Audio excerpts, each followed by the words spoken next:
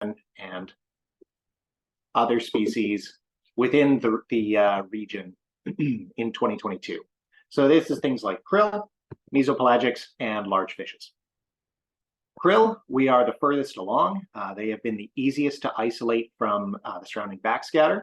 So we have densities estimated for the Franklin leg, and we are working on spatial modeling for those, which we will then plan on publishing out. So I'm going to talk about where we're at on that front today, because I think we're getting some cool results. Just in brief, the results that I'm going to be sharing are krill backscattering that we have isolated from the surrounding backscattering and other scatterers via frequency-specific scattering. So here I've got 2 echograms of euphosid backscattering that were taken on transects during the daytime. In the y-axis, we have depth from the surface to 300 meters deep, and on the x-axis, we've got latitude, or along transect distance. This is for one transect that the Franklin took from 46 to 47 degrees north, and another from 56 to 57 degrees north. And bigger points and brighter colors indicate more krill, basically. So what you can see is that the krill along this survey region were really focused into 2 scattering layers during the daytime. We've got this upper layer that's dominant around 60 meters in depth within that mixed layer, and it was fairly consistent spatially, not really patchy, and it showed little to no diel vertical migration behavior. Then we have this lower layer that's dominant around 225 meters in depth, and it had very consistent diel migration behavior and was very patchy with some very dense aggregations. You'll see in some later slides. So for the coming slides, I analyzed these 2 layers as separate. They're probably different compositions of euphosids, but they do have scattering that are all consistent with what we would expect from euphosids. So on the left, I've got a map showing the upper scattering layer, and on the right, the lower scattering layer for transects undertaken by the Franklin during the daytime. And again, brighter colors generally indicate more backscattering. So you can see that upper scattering layer was more dense further south in the survey region, not in the north, and there's a weird gap around that 138 west, 52 north pocket outside of Haida Gwaii there. The lower scattering layer, in contrast, was denser in general up further north into the Gulf of Alaska and along the shelf break, and really not that dense in the south of the survey region. So from these NASC values, we translated to abundance of krill using the proportions of each species, euphosid species, and size of each species that were present within Tucker trawls in nearest neighbors stations effectively. And for each of these species size combinations, we estimated the backscattering strength that would contribute to the total backscattering via what's called a distorted wave-borne approximation model. So again, the numbers that I'm going to be presenting here, they are somewhat preliminary. You'll notice that there's no error associated with any of this. This is not because we are perfect and beyond reproach. It's because I haven't had time to work up an error propagation of the material properties into abundances yet. So if we look at our most common euphosid species, Euphosia pacifica, we can see that there is high abundance of Euphosia pacifica further south in that along the 144 line between 46 degrees north and 47 degrees north in the south. And then we have some pockets of high abundance in the north into the Gulf of Alaska in the lower scattering layer, so below 150 meters depth. In contrast, we look at something like Thysanoessa spinifera, so a larger euphosid in general. We do see some presence in that upper scattering layer towards the south of the survey region, But there are greater abundances of Thysanowessa spinifera towards the north of the survey region in general. So these krill are deeper in the water column and more northernly distributed than Euphausia pacifica. As we integrated these into biomass measures, something that we noticed, which was interesting, was that the lengths of euphausids differed latitudinally. So for Euphausia pacifica, for Thysanowessa inspinata and spinifera, we have smaller euphausids present in the south, particularly at 46 and 47 degrees north, as compared to more northern individuals, which are bigger. So this corresponds with where that upper scattering layer is densest, and it probably indicates that this upper scattering layer is comprised of smaller krill than the lower scattering layer. This would also be consistent with what we know about euphausid behaviors. The bigger you are, the more at risk you are, and so the deeper you dive during the daytime. So we have less biomass per krill towards the south, even if abundances are greater. And so when we integrate these abundances into estimated biomass per unit krill, this is in milligrams per cubic meter, we see that those smaller krill in that upper scattering layer contribute about the same amount of biomass within the region as the deeper, larger krill up towards the north of the survey region. So those smaller krill are going to be near the surface, theoretically more available to salmon during the day than those deeper, bigger krill yet in the north of the survey region. So I think this was a pretty interesting finding, and I'm really excited to work this up into some more of a data product for you guys to look at and link this with environmental covariates. So I know that everyone has been really looking for measures of the deep scattering layer as well, and those other mesopelagics. We are not at abundance or biomass estimates of those yet. Those are going to be much trickier to estimate in terms of material properties. But what I have here is the NASC. This is the backscattering strength of these mesopelagics, basically anything that's not zooplankton, for the daytime transects. So exactly the same as what I showed for krill. But I'm going to reiterate here, NASC does not equate to biomass, so use these trends lightly.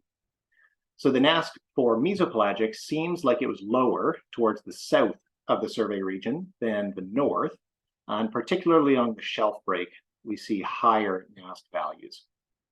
We didn't observe large variations in daytime depth, so across north-south, on-shelf, off-shelf, no real variations. That deep scattering layer was sitting at around 350 meters during the daytime.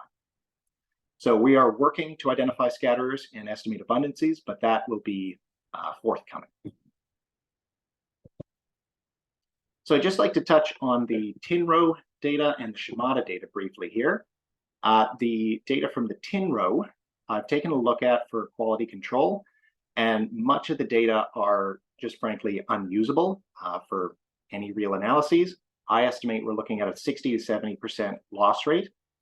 But we do have ASL Environmental and Ulick Jaworski, who are going to be coming on board to do the QA/QC of the usable data and start to look at what kind of useful informatics we can get from those useful data. The Shimada, leg 1 looks good. We have very little noise. I do not know who has data from the second leg. The data that I've been getting from the Hackeye repository seems to be corrupted. I can't load that in any format that makes sense. So if you know where those data are, who has those, I would love to get my hands on those so I can integrate all of these 2022 vessels into one harmonized analysis. So let me know if you know anything about those data. So that's all that I have for today. Please reach out to me if you want to collaborate on anything. If you've got any data export needs that you're excited about from these acoustic data, let me know, and I can try and make that work for you, or we can work together on getting something cobbled together. Thanks very much. Thanks very much, Nick. That's really great to see all that work you've been up to of late. Question from Laurie. Did you talk to Brian Wells? That's exactly what I was going to say. So I did reach out to Brian maybe 2 weeks ago. He may have been busy with pie season. I thought he might attend his workshop, but I don't see him in the participant list. So I'll add that on my to-do list to follow up with Brian.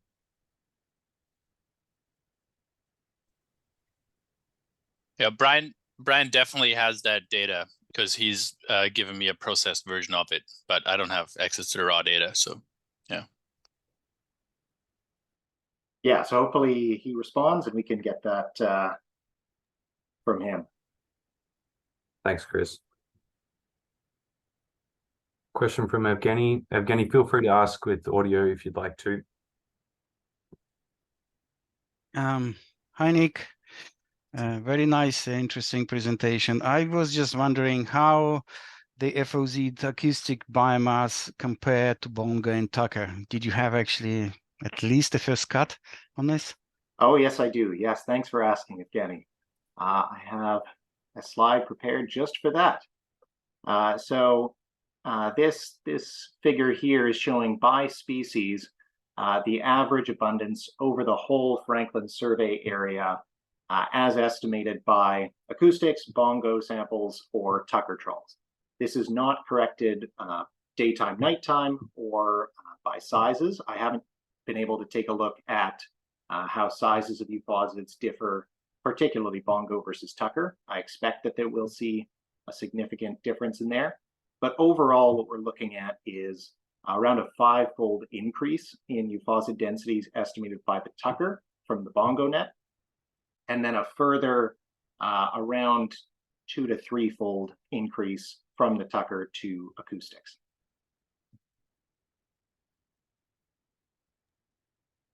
Yeah, super interesting. Euphosia pacifica and Tisanescens spinatum, those and longipes maybe, they are actually quite a bit of, I mean, I see them in the diets a lot. So you'll hear this of non-salmon feeding diets. That's really cool. Yeah, they were definitely by far the most dominant species within the area. Cool, thanks. Go ahead, Cam. Great talk, Nick. Always cool to see this come together. You may have mentioned this. There's someone weed whacking outside my office, so I missed a bit of the talk. But is the latitudinal gradient body size? Well, first, you sounded surprised, so I'm guessing this isn't something that's very common in zooplankton. But do you think it's driven by ontogeny, by sort of population level differences? I have no understanding of like whether this is one big meta population of euphausids or there's a bunch of separate stock units. I don't know if anyone else does, but just interested to learn a bit more about natural history, I guess, on that front. Yeah, great question. That's something that I've been asking myself since I saw that trend. And the long and short, I don't know. We don't know what kinds of interbreeding populations are present in the euphausids out here. And it surprised me that we have this longitudinal trend, because this wouldn't be, it might be a case where you have year one euphausids further south that are starting to grow earlier. You have this earlier cohort that's coming along, feeding on the early bloom, and starting, getting a head start over the further north euphausids. But then, I mean, I would have expected that we see really small euphausids, the Versili and the Zoea, further north, as well as a large, year 1.5 cohort that are, still ongoing. So I'm not yet sold on that. I don't know if we have two different populations that are kind of bifurcated by the North Pacific Current, or what exactly is going on here. yeah, I need to take a deeper look into that. Thanks, Cam. Thanks, Nick. I think we'll move on to our next presentation, but feel free to pop any questions for Nick in the chat, and I'm sure he'll get back to you. So next we have Sarah Gilborma from ADF&G on a combined presentation with Eric Brondo from DFO on genetic stock ID. Go ahead, Sarah.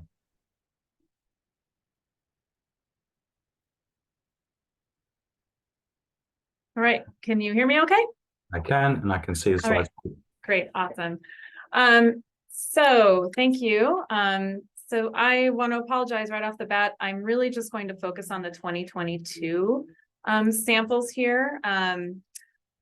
Samples from the previous years have been analyzed, but not at the same level of collaboration that has been done for 2022. So I'm really just going to focus on 2022 for this presentation.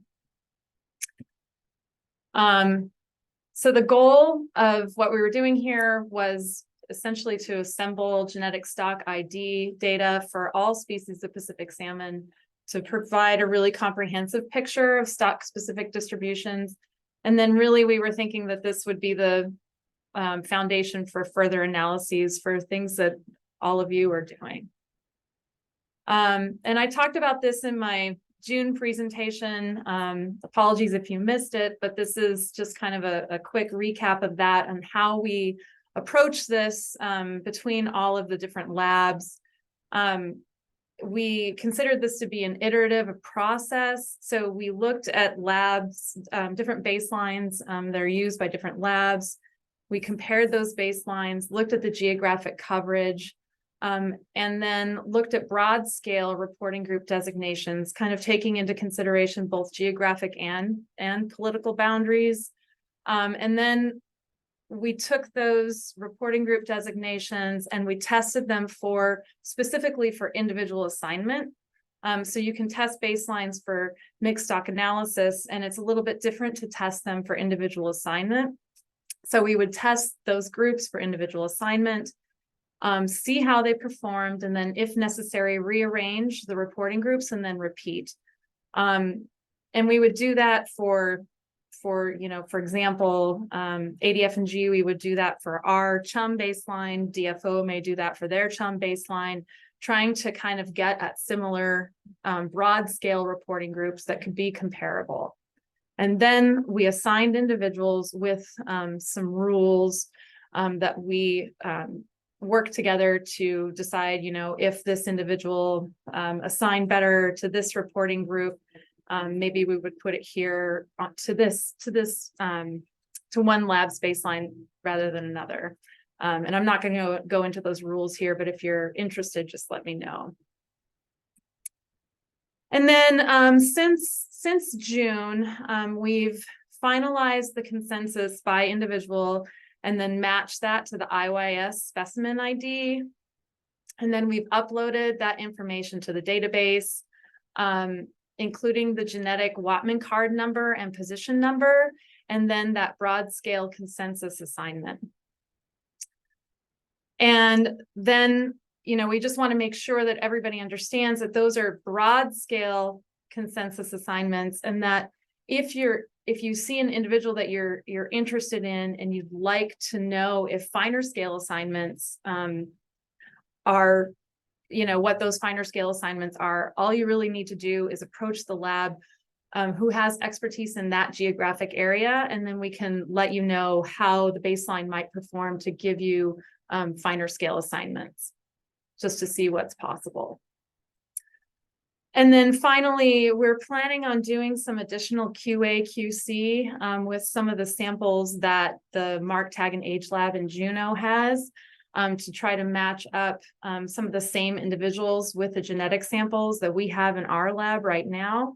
And that's because we ran into some questions when we were trying to match up things with the IYS specimen ID. So I'm going to talk about that just a little bit. So we spent a lot of time, it seems like, kind of spinning our wheels with some data issues. In a lot of cases, the genetic sample card numbers and the position numbers weren't recorded on the data sheets, which made it a lot more difficult trying to match up exactly what we had in the lab with what was taken on the boats. And then it seemed like every single vessel had a different way to link the genetic samples to that data. And then every boat had a different data sheet, and that made it difficult to just easily pull data using R code. So that meant that when our folks were trying to actually consolidate all of this, they had to do it differently for every single vessel, which took additional time. And then it seemed like sometimes we'd run into errors, try to figure out what was going on. And then updates will have been made to the database, but then we didn't know the updates were made to the database. So then we try to update something and then see that maybe we had to do it again. And so I have a couple of pictures here just as kind of an example of some of the, one thing that we saw. The Wattman card on the left has specimen number range 82 through 91, and the card on the right has specimen number range 91 through 100. So they both have 91 on them, and so now we have to go back and figure out, okay, well, which is the right 91? And I just want to point out here, when you look at these cards, that the way that our lab operates is we have the card number and then we have the position number for each fish. So we need kind of both of those pieces of information in order to track things through the lab. So just a few suggestions for the future, just something to think about. I think we need, a lot more collaboration both between the labs and between the expedition leads before expeditions happen, to try to take some of these things into consideration. And hopefully it'd be really great if we could try to have some standard and consistent data sheets between vessels, at least for some of this data. And recording the genetic sample card and the fish position number on the data sheets would be really, really helpful for tracking these things through and trying to keep errors from cropping up. And then some additional communication. And then I just wanted to talk about the baselines that were used for this analysis. I just wanted to talk about this a little bit because it's really important to keep in mind where the baselines are at in looking and interpreting any of this data. Anytime you get any kind of genetics data, you should always be asking questions about the data that you're working with and about the genetic baseline and how it's been tested. You can always work with your friendly neighborhood geneticist to understand what the limitations of what you have is. And so I just wanted to kind of go through what some of the caveats are in perhaps kind of looking at some of the data that I'm going to be showing you. So for chum salmon, both DFO, we use the DFO and ADF and G baselines, and we have very comparable coast-wide baselines, both with really pretty good coverage. DFO has better representation in Canada, but they're both really pretty good coverage. Same for sockeye, both DFO and ADF and G have comparable coast-wide baselines, and those were the two baselines that we used for this analysis. Chinook actually has a pretty limited coast-wide baseline. There are some efforts underway to unify some existing baseline work. There's been a set of 299 SNP markers that have been used quite extensively in the lower 48, and we're looking at some overlap between what's been done down there, marker sets that are being used in Canada, and then in Alaska, we've also been updating to that 299. So we're actually in the throes of trying to kind of link all of that together right now. There's also some efforts to look at kind of a two-stage approach using kind of broad scale baselines, and then you being able to use more localized baselines. So there are some things being done to kind of get at a little better refined Chinook baseline. For pink salmon, the results that we have are based on a really broad scale baseline. We're right now working on, and DFO are both kind of working on some marker sets that are really more for kind of localized questions, but we're hoping that those marker sets might be used in more of a coast-wide setting. My guess is that we're probably not going to see a lot of additional resolution from what we have now. Maybe there'll be a little bit additional resolution, but we feel pretty good about what the broad scale baseline is telling us right now. For coho, the assignments that you see are based on what the DFO baseline has right now. They have really good representation in the southern part of the range, but less in the northern. And that's because there's been a marker set that's been worked on between DFO and WDFW. And so they've really been working on building the baseline in that part of the world. But the good news is that that common marker set is being picked up by Alaska. We're also using it and working on genotyping a whole bunch of populations in Alaska as well. So eventually we will have a really good common marker set shared baseline that we can use, at least on the US side. So there's some hope there, but I will say that the results that we have here are definitely skewed towards more of that southern part of the range. And steelhead's a little different. There has been a lot less progress on that, and I'm not really sure who at this point is going to be picking up that ball and running with it. Alaska isn't right now, and I don't know if DFO is either. So I'm not really sure when we're going to have a really good steelhead coast-wide baseline.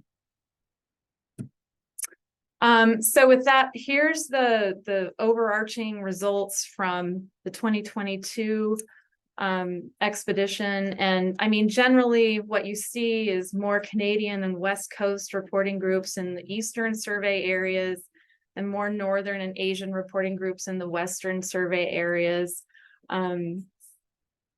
We feel like we did a good job of assigning and coming up with a really good approach for using multiple baselines to kind of come into these broad scale groups. But it is good to keep in mind some of those caveats on which of those baselines are most complete. Again, like I said, if researchers are interested in more fine scale assignments, you should just make sure you approach that lab that has expertise for that specific geographic area of interest. And we can help you with that. And then just finally, for future collections, it would be great to have more and earlier collaboration for consistent data.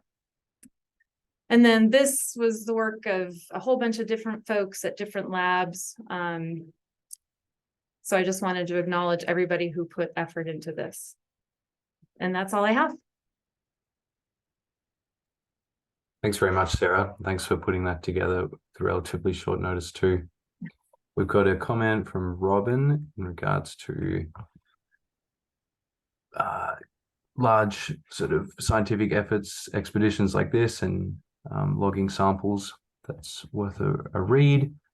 I thought I would ask Dick Beamish on the call if he has any updates on the steelhead genetics work.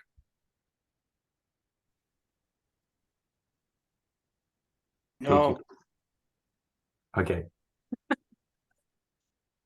but it's really important that the various agencies try to do something.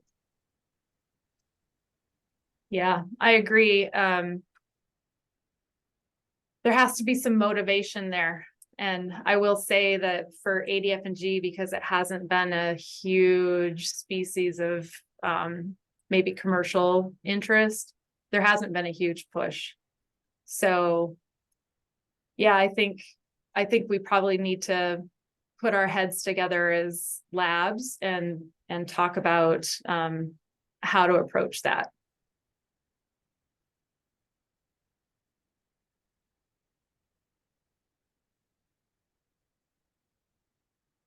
Thanks, Tick. Thanks, Sarah.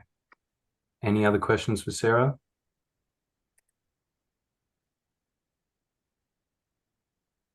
Okay, feel free to pop them in the chat if anything comes up. We're going to move over to Chris Deeg now, looking at eDNA and pathogens. We're a few minutes behind schedule, which is entirely my fault, but we have a bit of wiggle room at the end of the schedule, so just proceed as normal. Go ahead, Chris, I can see your screen. All right, you can see my screen. That's great. I hope you can hear me as well. So let's dive right into it. We'll talk about two different sections. So part one is the environmental DNA section, where we're basically looking at water samples and sequencing the DNA in there to figure out what is the distribution of different organisms that live in that environment. Specifically, the purpose for how we're doing it here is to describe what's the environment like for salmon, where are they, where are their prey, predators, and competitors.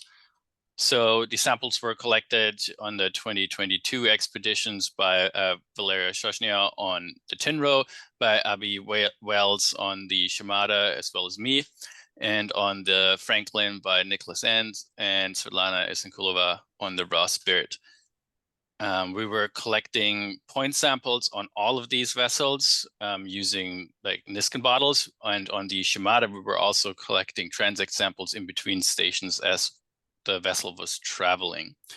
And the way we analyzed it is we basically analyzed the samples collected at 5 meters from all of the stations, as well as all of the samples that were collected during transect on the Shimada. And we're looking for chordates, cephalopods, salmonids, teleosts, as well as diverse zooplankton. And at this point, we're unfortunately still working on getting these zooplankton data properly sequenced. We ran into a couple issues there and had to resequence some of the libraries, and that work's unfortunately still ongoing. So I'm still presenting you basically unfinished work. But as far as the sequencing go, I want to also acknowledge Christopher Tam, who helped me out significantly with getting this data together. So as a quick overview, the way I'm going to present the data is basically on the left, I'll have some data showing the distribution and detections in the transect samples from the Shimada, and on the right, based on the stations. And you can see here for 3 salmonid species, we have distribution of coho and chum pretty broadly distributed, but we do see some patterns as well that to some degree agree with the catches. We do see steelhead in the stationary samples, also quite widely distributed, specifically in the central part of the area. We did not detect them in the transect samples.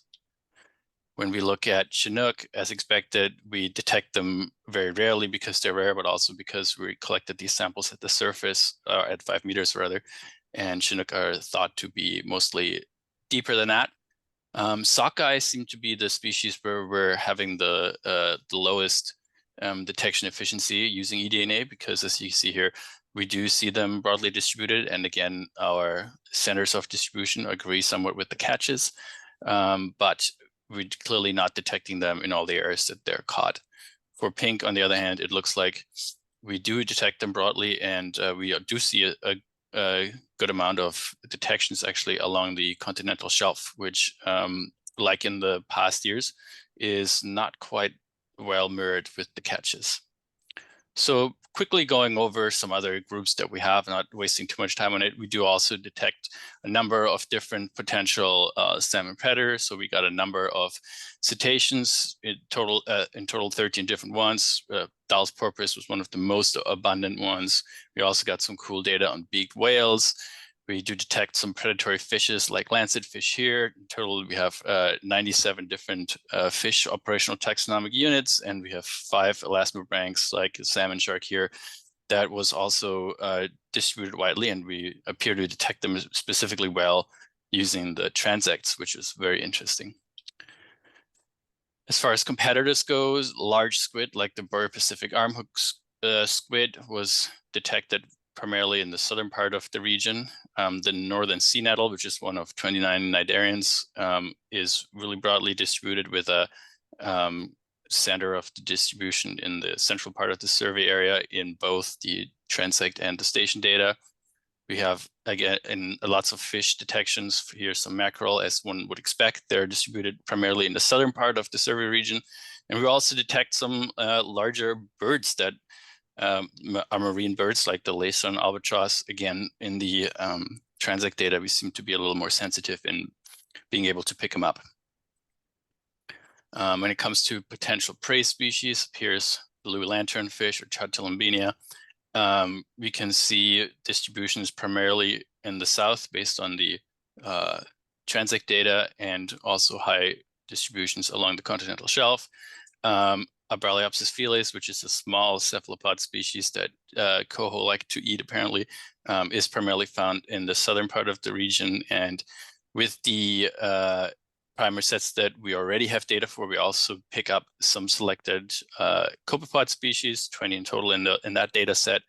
And for instance, here Neocalanus plumcris, you can see is primarily distributed in the southern part of the survey area. Ultimately, the goal in this kind of stuff is to recreate like the ecosystem based on this EDN data. Here you can see some data from the 2019 and 2020 IYS expeditions, and basically we run some statistical models and that give us an idea of what the interactions are between the different species. And you can see that in that data set, there was a number of positive interactions, but Chrysoora had a negative impact on chum salmon. When we look at the same method on the station data from 2022, we see some cool interactions that kind of predicted. For instance, on the right, you can see here that basically most of the salmonid species are predictive of potential predators like salmon sharks, dogfish, and lancetfish. We also see that beaked whales associated with myctophids and killer whales with large baleen whales, as well as large squid species. And like before, we see that there is a negative impact on Chrysoora as well as other jellyfish on some salmonids, specifically, interestingly, steelhead, and indirectly also on chum. So these seem to be mediated by some zooplankton species like copepod in this data set. Mind you, this has been done without the bulk of the zooplankton data. So as soon as we get that in, I'd like to rerun that analysis and hopefully find some more meaningful interactions. We're also running a project where we're looking at the hydroacoustic data that came out of the Shimada and putting that alongside the eDNA data that we got from the transect samples on the Shimada. So both of these data have pretty high spatial resolution. And while, again, I'm waiting on the zooplankton to really do it properly, here's a little bit of a preview. So if we use the hydroacoustic signal for krill, which is plotted here, and that's data provided by Brian Wells' group, and then do some covariance analysis, we can see that the areas of high krill signal are also areas where we find specific copepods. In high densities, we find several species of bird, we find several species of toothed whales and large fish. So this looks kind of promising. So it sounds like, high krill backscatter areas are potentially areas of like biologically significant. And in the future, I'd like to incorporate the zooplankton data as well as eddy measurements and nutrient data into these models. And here's a little bit of a preview of what we can expect coming in from the zooplankton data. So this is from a small subset of the transect samples. We can see that in this zooplankton data set, we are picking up the whole diversity of copepods, specifically the Othonia species that we're missing in the other data sets. We're picking up the euphausids that we care about. We pick up Demisto. We got some chaetogonads. We got some pteropods in there, and a lot of cnidarians. So yeah, it looks like we're capturing most of the groups that we care about, and really looking forward to being able to incorporate that into all of the analysis moving downstream. So as a summary, we have with eDNA high species detection sensitivity, which allows us to detect rare species as well. Overall species distribution is in pretty good agreement with catch data, with a few exceptions like more pinks in the north. transect sampling seems to be more sensitive than point sampling. Network analysis shows that, again, we see negative correlation of jellyfish and specific salmonid species that seems to be mediated by zooplankton, in this case, copepods, because we're missing all of the other data at this point. Hydroacoustic signal from krill co-varies with several large and mobile predators, so indicating that these might indeed be biological hotspots. And of course, the zooplankton analysis is ongoing. The second part is focusing on fit chips. So we collected gill tissue from salmonids, which allows us to detect pathogens as well as stressors. We did this in the past as well. You can find a publication on the 2019 data down here. And just a quick overview of pathogen prevalence, which data that's been analyzed by Kari Kaukonen. And you can see that if we compare the 3 vessels and look at the 5 different species, that there is a few agents that seem to be of high prevalence, but overall we see a relatively consistent picture for at least chum, coho, and pink. Chinook is not enough samples to really make any meaningful analysis out of it. But in sockeye, we see an interesting pattern. And the number that's up here is the average number of pathogens found per individual. And you can see that in the eastern sector, in the area that was sampled by the Franklin, there is significantly higher number of pathogens per individual than in the 2 other sectors. So that's something that I'm very interested in following up. And now that I hear that the stock ID data is going to be available, I'd love to plug that in and see if that's a stock of origin effect or environmental effect. The second part of the analysis is that we can also get an idea about stressors. And from this data set, from these fit chips, and the stressors we can usually detect are temperature, salinity, low oxygen, viral disease, immune activation, imminent mortality, and smoltification. And in 2019, we didn't really see any any specific groups that stood out to us. So all of these biomarker panels, as we call them, are designed to really give you an idea, yes or no, this fish is suffering from a specific stressor at a specific level. We didn't see that in 2019, but we did have like patterns that were clearly standing out, where temperature and prey availability seemed to have an impact on gene expression. And we saw that immunosuppression was associated with elevated infections burden, and these 2 correlated with the abundance of the northern sea nettle, Chrysaora melanasta. So it kind of looks to us that there were areas where fish were like starving, and the starvation was having an impact on the gene expression as well as the ability to fight pathogens. So we went back and did a number of additional laboratory trials to add starvation to our as one of our biomarker panels to the fit chips. And these trials have concluded and are analyzed now. So now we're ready to run the fit chips on these fish and see if they're actually struggling with starvation. So as a summary, there's lower pathogen prevalence in fish sampled in the open ocean than in coastal salmon. The pathogens that are elevated are usually associated with prey. Sockeye show elevated pathogen prevalence in the east of the survey region, and stressor analysis is ongoing. And that's the end of the presentation. I hope it wasn't too long. Yeah. Thanks very much, Chris. No, that was perfect. Question from Laurie. Feel free to ask with audio, Laurie. Hey, Chris, just wondering, how far do you think the ship went for each transect sample? Do you think the reason you got a lot more stuff was just that it was going a lot further? So it's on average about 10 kilometers, the way we set it up.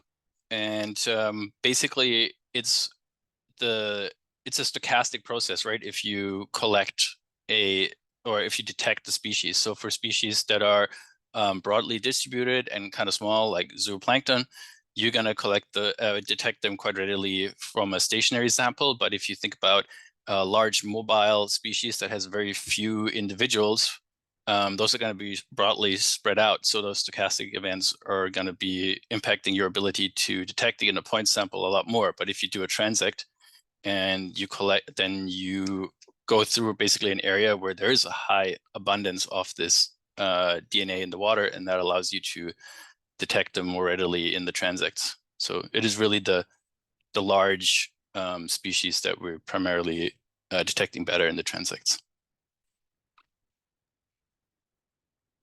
Thanks, Laurie. Chris, sorry if I missed it. What are your key next steps there on, I guess, both projects? Yeah, so basically the next step for the eDNA is I'm waiting to get the final couple sequence data runs and analyzing those, and then basically plugging those into the analysis. So that's all the zooplankton data. And I think that doing the same kind of analysis that I've shown you with the network analysis, where you can see the connections of the individual species in the ecosystem, is going to be a lot more meaningful having the zooplankton data in there. And the same goes for the project where we are using the transect samples from the Shimada. So having the zooplankton data will really allow us to see the finer spatial mesoscale structure of the ecosystem out there. So those are the next steps for the eDNA. And for the pathogen and stress survey, where we have already analyzed all of the samples for pathogens. Now we can go to the next step and actually look for the stressors, because we wanted to wait until we had the ability to really detect starvation in these species. So we had the ability to detect starvation in Chinook, but it was not until this year that we can also detect it in other species. Thanks, Chris. We got a question from Skip. Go ahead, Skip. Chris, I was wondering, when I was seeing all the pink salmon abundance in the north, I was wondering if there is a possibility of contributions of DNA from all of the rotting carcasses and the outwash from rivers around the Gulf of Alaska that ends up in the Alaska stream, and you sample it there. Is that a possibility? I think it's certainly possible. I think it's not very likely, but again, in the winter in the open ocean, the half-life of DNA is significantly longer than in like warm eutrophic environments.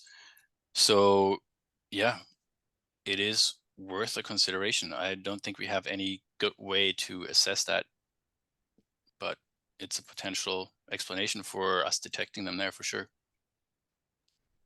Thanks, Skip. One last question for you, Chris.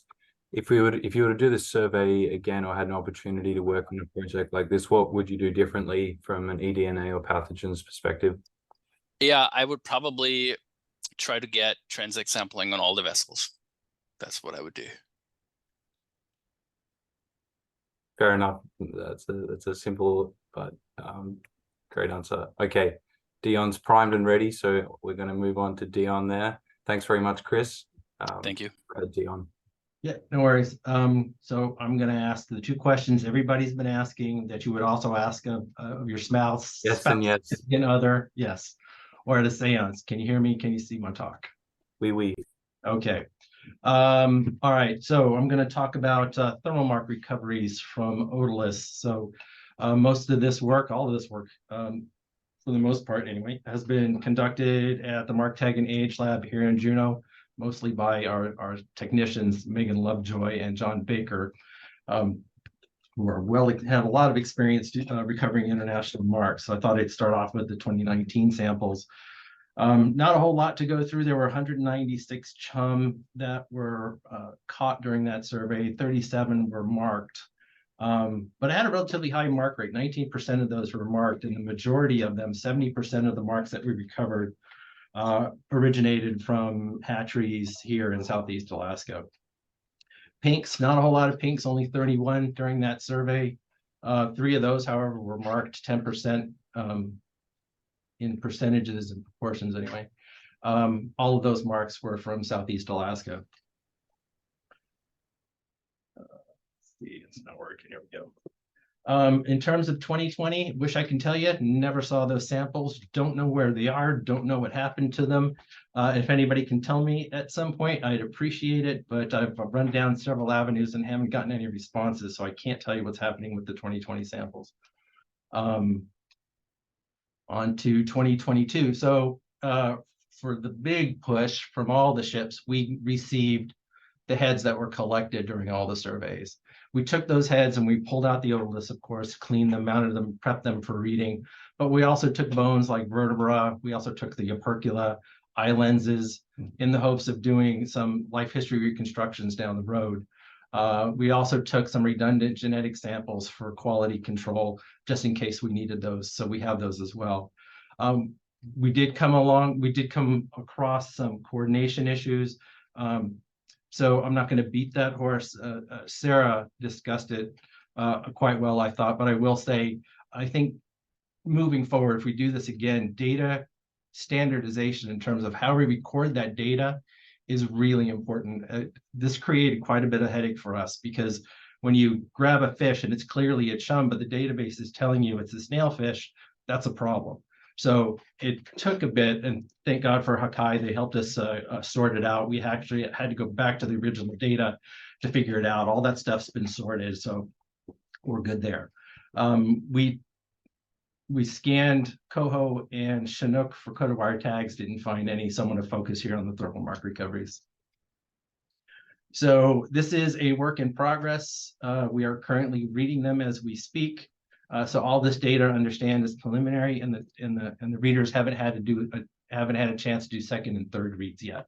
So all these are from a single reader. So these may change, but I'm fairly confident in what she's come up with here. So we'll start off with the pinks. We received 59 specimens, haven't processed any of those yet, so no results. We got 12 Chinook. We processed all the 12, didn't find any marks. Same with the Coho, we received 39 Coho. We processed the 39, didn't recover any thermal marks. Sockeye, we haven't processed all that many sockeye, only 69, but so far, no thermal marks. Chum is where we're kind of hitting the jackpot. We've got quite a few specimens, and we've processed the majority of them. 539 we received, we processed 450, 67 of those were marked, 15% proportions. Most of those marks originated from Southeast Alaskan hatcheries and South Central hatcheries, so 54% of those 67 marked came from the US. Japan marks made up the majority of the rest of them, with most of those originating from hatcheries in Hokkaido and Honshu. And then there was a scattering of Russian and Canadian marks. In terms of scales, so we've received all the scales from the 2022 cruises. So I've got them from all the ships. The Shimada samples and the New Explorer samples are already pressed and ready to be read. The Franklin samples and the Tinro samples I received on the gum cards, and we do need to get to pressing those. We're going to start scanning them, and typically what we've used in this past is this monstrosity of a microfiche scanner. Two things: it's broken and it sucks. So we're not going to use that. So we invested in a relatively high-end system. It's a Nikon TI-2 inverted scope, and this thing is amazing. It uses AI and multi-focused, multi-layer focusing to get these really good, clear, crisp images.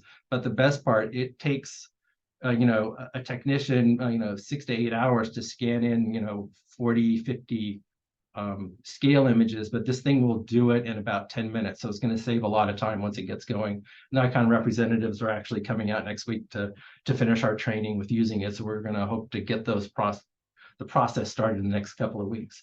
So we're going to digitize the scale images, and then we're going to post them in an online application. And anybody will be able to go in and bring up images of the scales, and will be able to put their own idea of what they believe the age is for that scale, and it would be entered into a database. We're going to link these images with the genetic data, so the readers have a good idea of what geographic region the scales came from. And this is important to a scale reader who uses information about geographic origins to interpret the scale patterns when it comes to age estimation. And along similar lines, I'm hoping to post pictures of the otolith thermal marks as well, so anybody can jump online and try to identify the marks too, because it's always good to have multiple eyes on these samples. So that's pretty much it. I did want to touch on one thing real quick because I think it's relevant to what we've got going on here. So the working group on salmon marking produced an interactive mapping system, and the original idea was it was just going to help visualize where all the tags that have ever been released and recovered during the NPAC years, you can map it virtually. What we decided to do, and by we, I mean Kathy Smikrid, who was our GIS goddess here at Fish and Game, we decided to add some functionality in terms of IYS. So what she did here, so here's the map. Let me get it going here. So the front page of the map, those are all the tags that have ever been released and recovered during high seas operations, but we added all the IYS information as well. So you'll notice these transects and these survey sites look really familiar. So you'll be able to go in and key in on individual ships in years. Yeah, it'll go up to years. This is running on automatic right now. So you'll be able to filter on years, 2019, 2020, 2022. You can target specific vessels. You can kind of key in on event types if you wanted the CTD information, trawl data. You can specify a specific species, or you can look at all of them. I'll let it catch up to what I'm saying. And of course, there's all the salmon. So you can key in on an individual species, you can key in on an individual station. There's a whole bunch of different ways to look at it. You click on one incident, and there it shows the graphs of the water temperatures. I think it's got, yep, their salinity, all the information that's available that we were able to download from the Hakai database, we've been able to incorporate here. So I just wanted to kind of show this to you and get you guys thinking about how you could potentially use a tool like this to visualize a lot of the data that's been presented here. We're really close to finishing it. I've sent it out to the working group for review. We're incorporating their feedback and improving it. At some point, I think I'd like to send it out to some people in this group to see if they're interested in taking a look at it and providing us with any feedback to improve it. But I think this will be a nice tool to help visualize everything that we've been talking about here so far. As people have been going through these talks, I'm like, ooh, that'll look good on this map. And it'll be relatively easy to incorporate. But I just wanted to throw that in there as a potential tool for you guys to use down the road. I think with that, I'll stop there and I will kick it over to Micah. Thanks very much, Dion. Yep. Always love a good map. I think that as we see these different presentations, having maps to compare is a really powerful way to look at these trends across the North Pacific. Okay, Micah, we'll hand it over to you, and then we can do any questions for both Micah and Dion afterwards. Sounds good. Let me just on my screen here. All right. All right, hello everyone. Just going over some of my thesis work here. So again, my project was mostly due to the dramatic declines that saw in Chinook and coho abundances, the marine survival, especially here in some of the Canadian stocks in the 1980s and 90s. And so this has ecological, cultural, and economic ramifications. These declines have been associated with regime shift in the marine environment, with drastic differences between different marine regions. And so my project was mostly trying to identify, can we identify where returning adults have been once they come back to the river? So we have, in fisheries research, passive and active tags, where passive tags you can just kind of put into the nose of these fish here and kind of get distributions of caught fish in different regions and kind of assess where different populations are moving. And then active tags where you can actually provide tracks of where individual fish are moving through time. And then there are also, intrinsic tags. So here are just some examples.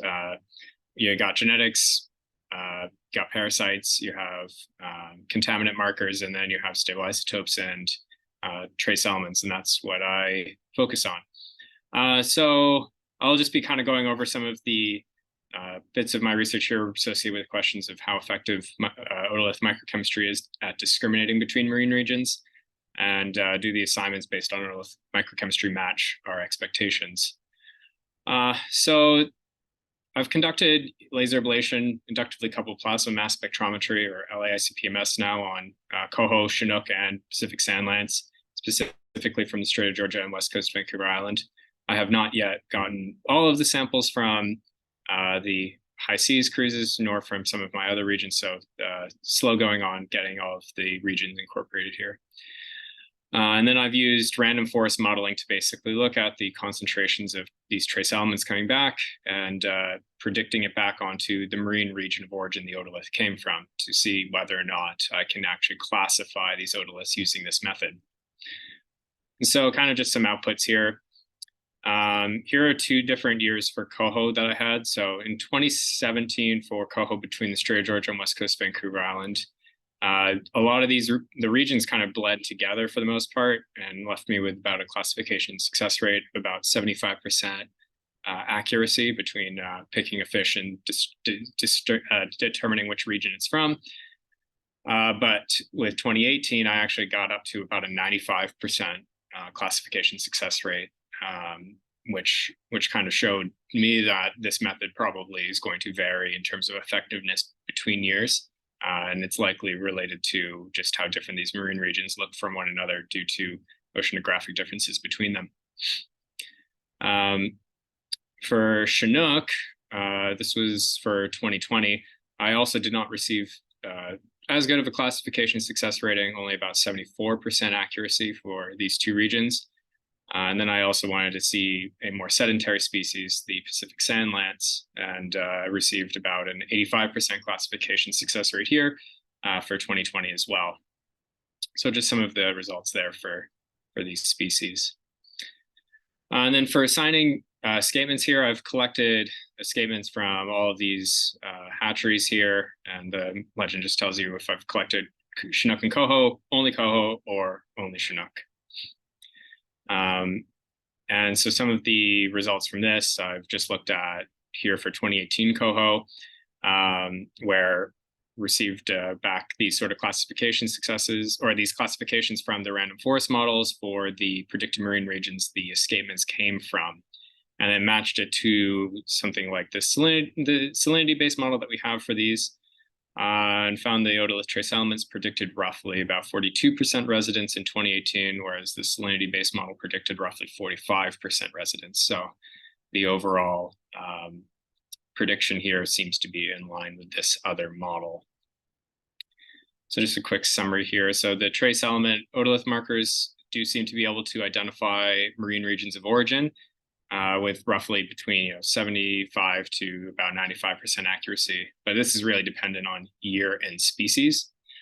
It really only likely can determine differences across broad marine regions. I've tried to look at more specific smaller regions with Pacific sand lance, where I can be somewhat certain they're not moving across these regions, and have found that the accuracy of the classification models goes down through time.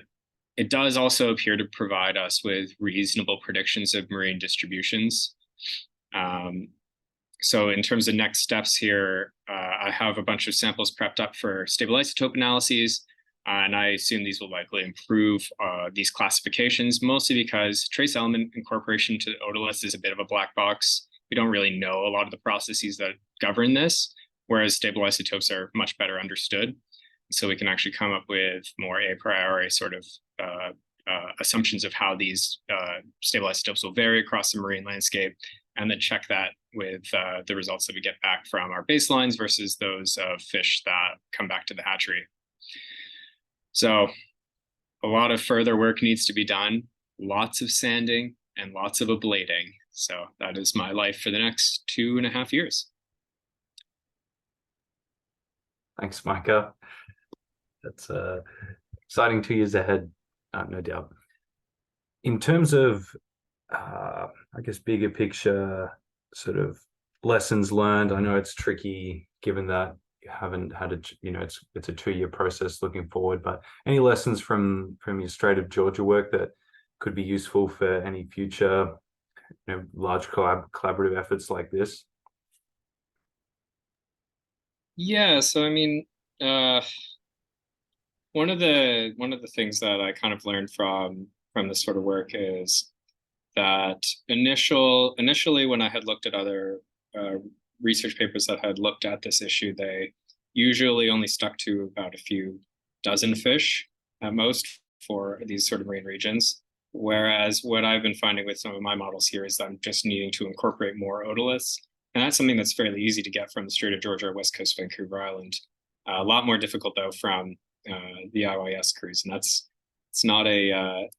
mostly just because the fish are not there in high quantities or anything like that. So I guess like the main thing I've learned from this is that finding alternative sources of samples is also kind of important, and being able to pivot quickly when sampling does not meet necessarily what the statistical power analysis outputs versus kind of what you get into it. So, but yeah.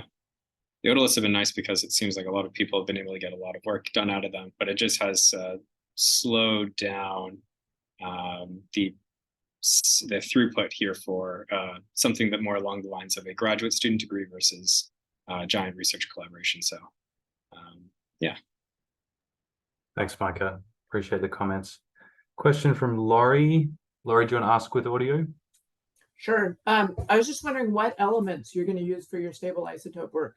Are you using, basically, are you using things in addition to carbon and nitrogen? So I will only be using carbon and oxygen, mostly because those are able to be associated from specific to carbonate methods that I'm going to be using here. And those in otoliths are tied to processes that are very well understood and well governed. So oxygen being tied to temperature, and then carbon being tied to a bit of metabolic rate, as well as sort of temperature mediated diet input into the otoliths. Thanks, Laurie. Thanks, Micah.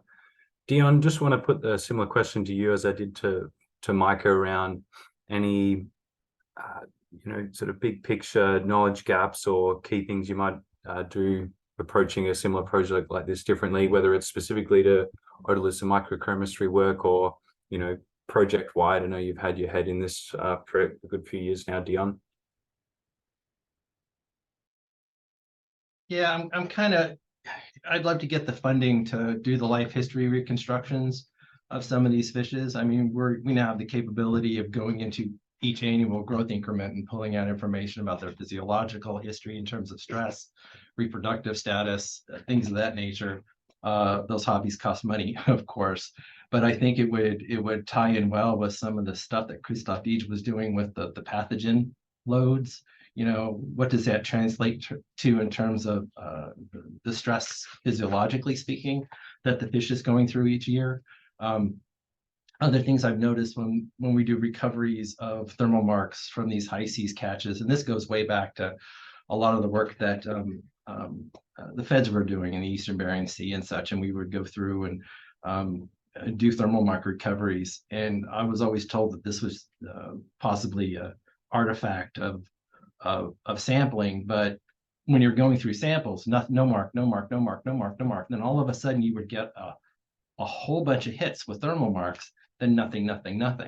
And it did some digging back into the actual data, and it appears that these fish that are coming out of the hatcheries that are marked, because they would all be the same marks, may be sticking together when they're out in the Gulf. And that I think has a lot of implications in terms of schooling behavior and homing behavior if groups of similar stocks are winding up staying together while they're at sea. And I think that pursuing things like that would provide some insights into where these stocks go and how they stick together and how they get back. Thanks very much, Dion. Yep.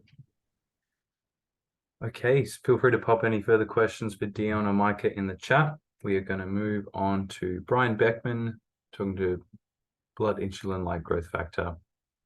Go ahead, Brian. Thanks, Aiden. I can see your screen and I can hear you great. Perfect. So good evening, everybody. It's a pleasure to be associating with all you again.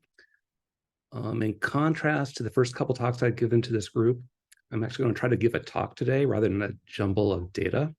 So I'm going to try to tell a story, and we'll see how I do at the end. So there's two parts to this presentation. First, I'm going to zoom out and talk a little bit about seasonal variation in physiology. Then I'm going to zoom in and show a snapshot of growth variation in sockeye salmon. But really up front, I want to thank some people. Lori Whitecamp is completely and solely responsible for my participation in this exercise. So either thank Lori or blame her, depending on your view of that. I'd like to thank the chief scientists that got fish bled on the Franklin and Shimada surveys. I actually don't know who actually bled the fish and processed the blood, so thanks to them. And Meredith ran the samples in the lab, and the Pacific Salmon Commission provided funding for the lab work. So I'm going to talk about the 2022 Pan-Pacific Winter High Seas Expedition. And really the word winter has framed my paradigm for the data that was collected. So I want to explore that a little bit. So my paradigm is the winter is dark, the winter is cold. And based on the work I've done in freshwater with juvenile salmon, temperatures of like 1 to 3 degrees. Fish in the winter don't feed much, and even if they're feeding, really don't digest what they're eating on. There's no growth, and it's pretty boring for a growth physiologist. So Lori really needed to push me pretty hard to get me engaged in this project, because I was thinking that the data is going to be pretty boring. If you get into what winter actually is, though, there are actually different definitions. So there's astronomical winter, which is from the winter solstice to the spring equinox. There's the meteorological winter, which is from the 1st of December to the end of February. That's more temperature-based. So I started thinking about physiological winter. And bear torpor occurs from mid-December to mid-March. So marmot hibernation, so marmots are they're rodent actually, the small mammal from the high alpine, they hibernate from September to May, which is when there's snow on the ground. And so I started thinking about what salmon winter is in the North Pacific. And we really don't have the data to explore the whole winter, but winter probably ends based on photoperiod increases, or a stimulation by photoperiod, a temperature increase. So for the 2022 expedition, where a lot of the samples were collected in February, is February actually the winter? Is the North Pacific cold in February? And based on those questions, what are our expectations for the growth and condition of salmon? So this is day length from Sitka. This is 57 north. On the bottom is months. On the y-axis are hours of daylight. And the winter solstice is down there in December. And the summer solstice is on the right-hand corner there. And that's where the day length is changing the least. So the change in day length from day to day is pretty slow. At the spring equinox, day length is changing almost 5 minutes a day. And so this surprised me. So in early February in the north, the day length is already changing 4 minutes a day. So the sampling dates for the 5 different vessels are at the bottom there in the purple. So the Shimada started sampling in early February through mid-March. And throughout that period, photoperiod was changing pretty fast. So salmon really respond to the change in day length. So the salmon we sampled in 2022 were photostimulated. They were, the brains were perking up and they were perceiving a change in light. So winter is winter cold. So a lot of my freshwater work is in Columbia River, which is pretty far south from the Gulf of Alaska. This plot shows temperature in the main stem Columbia River through January, February, and March, with temperature on the y-axis. And it's pretty consistent 3 through January and February, And then there's a pretty strong increase starting in mid-March. So that strong increase in temperature in March really synchronizes physiology. That's when photoperiod is increasing. So we really see in juveniles in fresh water a very strong physiological signal in the spring. So I've overlaid here the surface temperatures from the Shimada and Franklin sets that caught salmon. And you can see in comparison to the Columbia River, the North Pacific is actually pretty warm in February, with temperatures ranging up to 8 or 9. Very few temperatures at 3 or below, like we see in the Columbia River. So are the fish cold? And we can put that a little bit more scientifically and ask, are the temperatures from the 2020 survey such that growth would be suppressed? In the middle here, there's a plot from a totally classic paper by Raleigh Brett, a lab experiment. There's temperature on the x-axis, growth rates on the y-axis, and there are a number of different curves there corresponding to different feeding levels of the fish. And if you look from the left where temperature is 0 and growth is 0, and pop out to that next line of points at 5 degrees, there can actually be pretty substantial growth if there's adequate food. And here's the range of surface temperatures again, where salmon are caught in the Shimada and Franklin surveys. Those temperatures are not suppressing growth. There's food out there, the fish will grow. And so we're getting some data. This is from age 2-3 sockeye salmon, again from the Shimada and Franklin. IGF-1 is a hormone. We're using the growth index, and that's all I'm going to say. And this number of salmon or number of sockeye sampled is on the y-axis. So if you look at that frequency distribution, number one is just there's a lot of range there. There's a fourfold change in IGF-1. And there aren't many fish that aren't growing very much. Most of them actually are showing significant growth. So is growth directly regulated by temperature? This plot is temperature versus IGF-1 standardized, with Franklin in the red and Shimada samples in the blue. And there's really no pattern there. So is there any pattern to sockeye growth across these surveys? So this plot shows IGF-1 levels in a grid of latitude and longitude. The Shimada samples are to the left, the Franklin samples are to the right. The size of the dot corresponds to how many fish were actually sampled. The color corresponds to the actual growth rate. Green is average. Yellows and oranges are above average. Blues and purples are below average. And I'm pretty sophisticated quantitatively, so I just drew a couple circles there to encompass the high growth rate region and the low growth region. And those are relatively coherent. You can actually draw a line between them, separating them.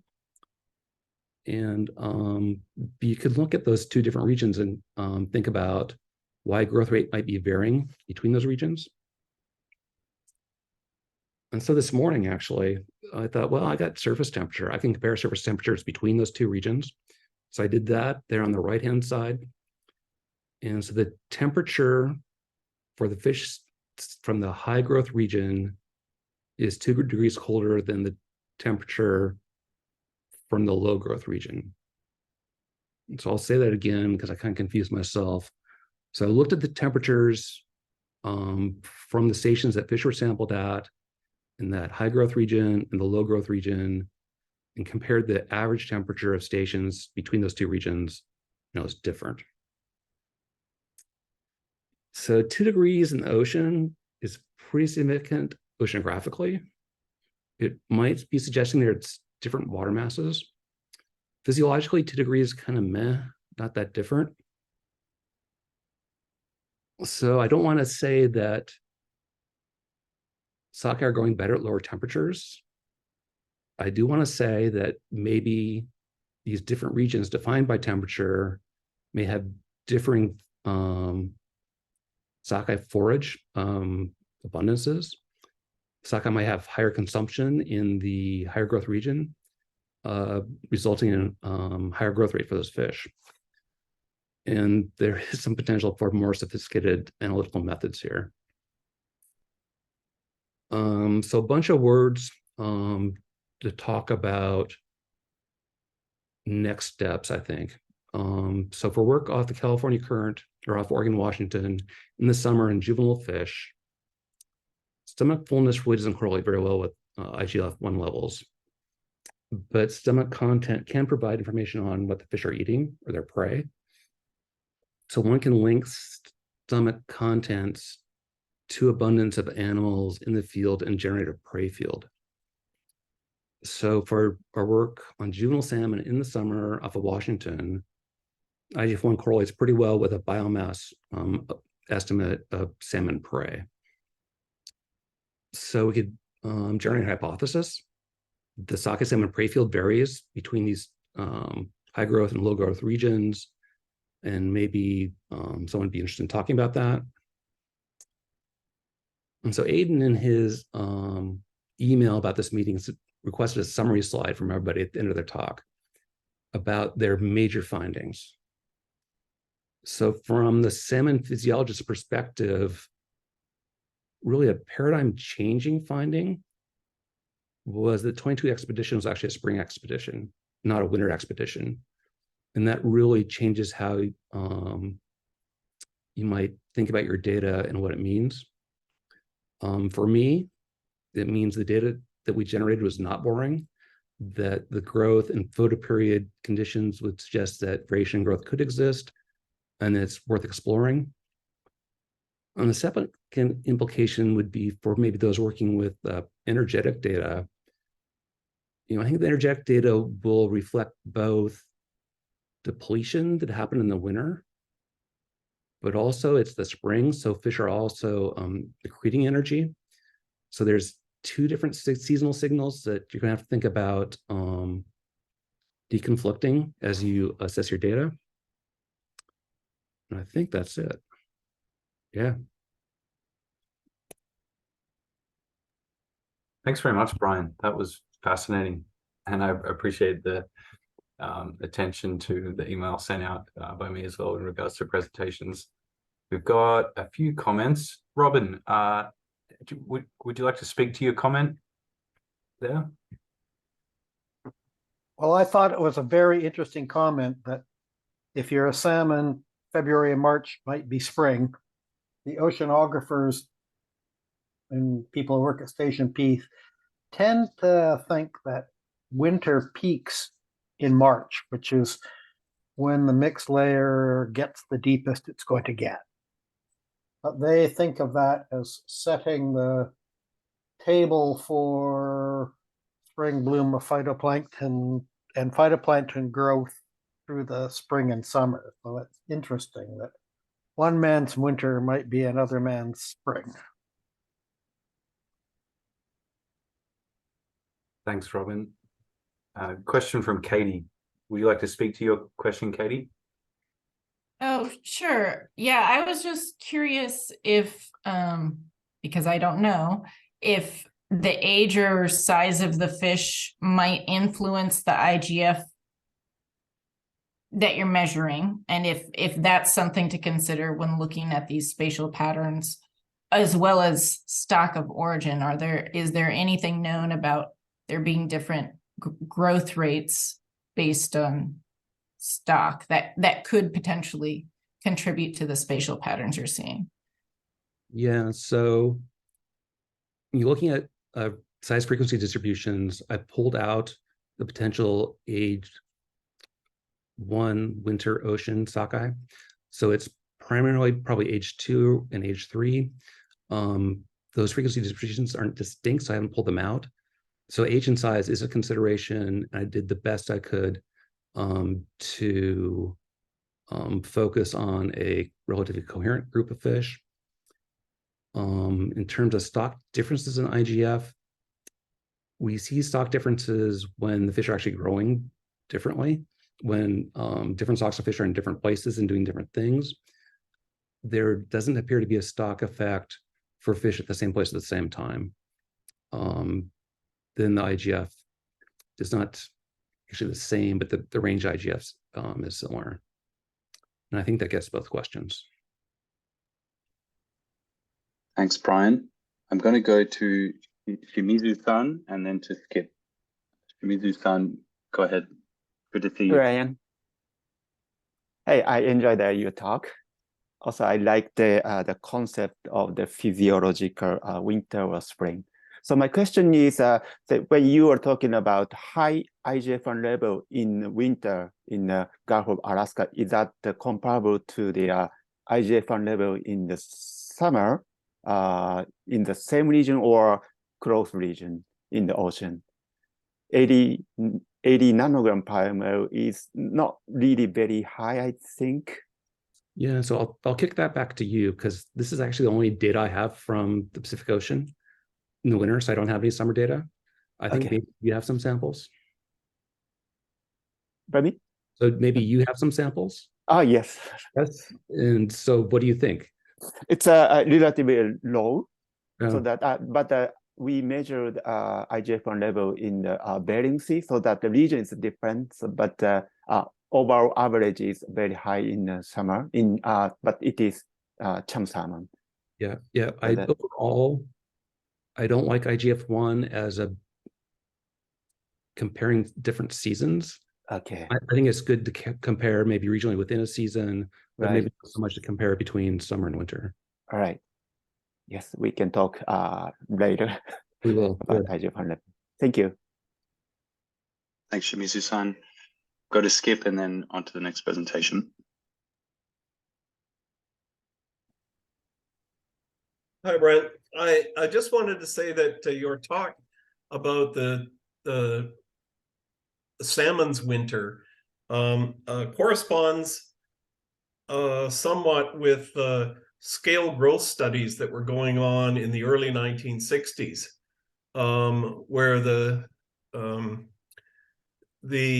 appearance of new rings on scales was happening long before oceanographic, the depths of oceanographic winter. Feeding was slowing down in the fall, and feeding and growth, I think, was slowing down in the fall, and the first new circuli started showing up about the time that you're seeing them in February. So I just wanted to, there's other evidence for what a salmon winter looks like. So that's interesting, Skip. I'd love to see that.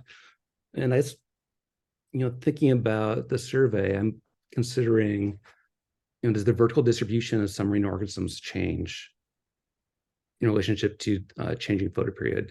I'm particularly thinking about some copepods, the diapods for the winter, then maybe start coming up seasonally more into the upper water column. So I'm curious about when that might be happening.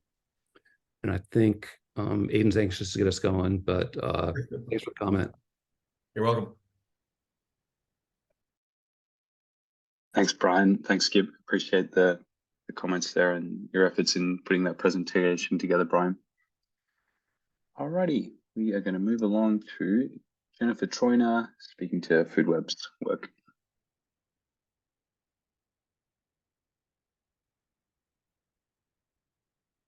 Okay, can you see my screen? Yes, and I can hear you. Yeah, okay, I think that should be full screen now. Okay. Yes. Yes, so yeah, I'm going to talk to you about our work with the North Pacific food webs. And I'm going to be presenting some preliminary results from the 2022 expedition and some things that I've been doing with the 2019 data. So last time we met in June, I talked to you about where we were in terms of sample processing status. And I'm really happy to report that we have processed almost all the samples. We are still only working on the jellyfish. So that part is in progress, but all the other samples we have already processed and submitted to an external lab for stable isotope analysis. And we have already received the data from the salmon muscle tissue for stable isotopes. And this data has already been submitted to the iOS database. So that's really exciting. So yeah, but while we wait for the rest of the data to come, which is going to be a few months, I'm going to be showing to you today what we have for the 2022 salmon muscle tissue. But before that, I just want to have show you just a recap of how we are using this biomarkers, carbon and nitrogen isotopes, to study the trophic ecology of these animals. So when we plot the carbon values, usually we plot them in the x-axis and against the nitrogen values in the y-axis. And when we plot these two values together, we expect to see that higher carbon and nitrogen values are associated with organisms that feed higher on the food chain. So we would see something more like this diagonal line with primary producers at the base, and then top, the higher the consumer is in the food chain, the higher these values would be. So here I have the data from the muscle tissues for salmon from all the 5 species that we have collected in the 2022 expedition. And here we have the nitrogen values plotted against the carbon values, and we have here each plot by for the samples that were collected in the different vessels, so in the Franklin, Shimada, Tinro, and Northwest Explorer. And one thing that was really interesting, these are just preliminary analysis, but one thing that caught my attention was, and that I wanted to highlight for you today, was that there seems to be an eastern-western gradient in this structure of the feeding ecology of Pacific salmon. So we have here in the upper plots, we have the samples that were collected in Franklin and Shimada, and you can see that chum here in blue and sockeye salmon in this brownish color, they feed lower in the food chain, while we have here Chinook in red, Coho in blue, and in dark blue, and then pink in pink. They have higher nitrogen and carbon values. And then when you go to the western side of the study area where Tinro and Northwest Explorer vessels surveyed, you see that sockeye salmon has higher carbon and nitrogen values, so potentially feeding higher on the food chain there. And in those samples that were collected in Northwest, which was also a bit later in the season, they were even higher than the pink salmon. So that was an interesting pattern that we see so far. But of course, we still need to look at these values in relation to the other components of the food web to make sure to better understand these spatial trends. But that's one thing that I wanted to highlight today. And here I'm just comparing the 2022 data, so the same plot that I showed before with the 2019 and 2020 data. And you can see in 2019 and 2020, they were also surveyed in the eastern side of the North Pacific, and they have the same trend. So at the bottom of this food chain, of the salmon food chain, that is the sockeye and chum salmon, both with lower carbon and nitrogen values. So they follow these trends over the years, and it's more like a spatial trend, apparently. So yeah, that's it for the 2022 data for now. We have to wait a few months to have the rest of the data. So in the meantime, I also want to show you some of the analysis that we have been doing with the 2019 data. So we have seen yesterday in different presentations that the samples that were collected, the stations that were collected in the 2019 survey area, they fell within the two categories. So the stations towards the north had lower temperature and higher nutrient concentrations, and those in the southeast had a bit higher temperature. So I'm analyzing the data considering the samples that were collected in each of these two different areas. And here is just a plot of the the diet data, so the analysis of stomach content from the different salmon species. And you can see that that in the Northwest, the salmon were feeding mainly on Euphausiacea, while in the Southeast, they were still consuming Euphausiacea, but that consumption decreased to about 30%, and there was a greater proportion of other prey items to their diet. And so in this paper, we want to look at the competition between salmon and also between salmon and non-salmonid species. So that was an interesting pattern looking at the diet, but what do stable isotopes can tell us? So here we have again the plot of the carbon against the nitrogen values in the Northwest, in the species that were collected in the Northwest area and in the Southeast. And if you look at them all together, here it's quite messy because they overlap a lot. So I have here in the middle for the Northwest and for the Southeast, it's broken down by the different taxonomic groups. And you can see here that there is quite some overlap between Pacific salmon, those that had lower carbon and nitrogen values, with they were overlapping with the Myctophids, and that was also an overlap with the squids.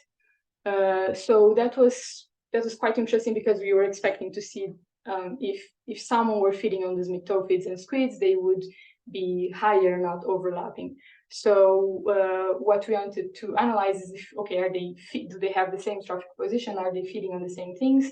So we estimated the trophic position of the different food web components using the nitrogen values in their tissues and at the base of the food web, which was the smallest size fraction of the zooplankton that we sampled. And then we used the cluster analysis to group the species that had the similar trophic positions. So we used only those species that were identified as having the same trophic positions as Pacific salmon in this next analysis that I'm showing you now. So here we use the Bayesian statistical method to estimate the level of isotopic similarity and isotopic overlap between each of the salmon species and those Myctophids and squid species that were identified as having similar trophic positions as salmon. And here you can see for the Northwest and for the Southeast, in coho and in pink salmon, we only had one sample of pink salmon in the Northwest, so we could not estimate this for salmon in this area. But we could see that coho salmon had a high isotopic niche overlap with sockeye and chum salmon. Just going back a little bit, so this in this spider plot is a network plot, and I plotted the isotopic niche overlap that was estimated between coho salmon and each of those species. And the thicker this connecting line is, the stronger, the higher the isotopic niche overlap between them. So we could see that between coho and chum salmon was quite thick, and also between coho and sockeye salmon, and a few of the other Myctophid species, but was not really very big, very large overlap. And then when we looked at the coho salmon that were collected in the south, it was even less isotopic niche overlap between the coho and the non-salmonid species, and it also decreased between chum and sockeye salmon. So coho only had a high isotopic niche overlap with pink salmon. And for the pink, it did have high isotopic niche overlap with the different salmon species, and not much with the other non-salmonid species, but we have a few. We have like the squid, O. borealis japonica, that also had like some isotopic niche overlap. And then when we look at that for chum and sockeye salmon, it was a little bit more interesting. We saw quite a strong and a high overlap, as you can see here, with very thick connection lines between chum salmon and many different species of squids and Myctophids in both Northwest and Southeast area. And for sockeye salmon, the same. So high isotopic niche overlap in both areas. And one that was quite strong and I would like to highlight was, again, the squid O. borealis japonica in the Southeast, with a great overlap between sockeye and this species. So yeah, they have a high isotopic niche overlap, which means that they are consuming isotopically similar prey. So are they competing for species? So yeah, key takeaways that you took from this analysis so far is that there are species of squids and nyctophids that have similar trophic positions as some of the Pacific salmon, including the Kshan, sockeye, and pink salmon. They have high isotopic niche overlap, so are they competing? Is this competition significant? And there is this few species that that came out and that seem to be quite important, which is, I'm not going to try to say the names, these 3 squid species and these 2 nyctophids. So the next steps that we want to do now is to look at compound-specific stable isotopes and also the analysis of stomach content data in the 2022 data set to try to really understand whether they are indeed consuming the same prey and occurring in the same areas, and if there is some level of competition happening between salmon and those non-salmonid species. And that's what I had to show for you today. Thank you.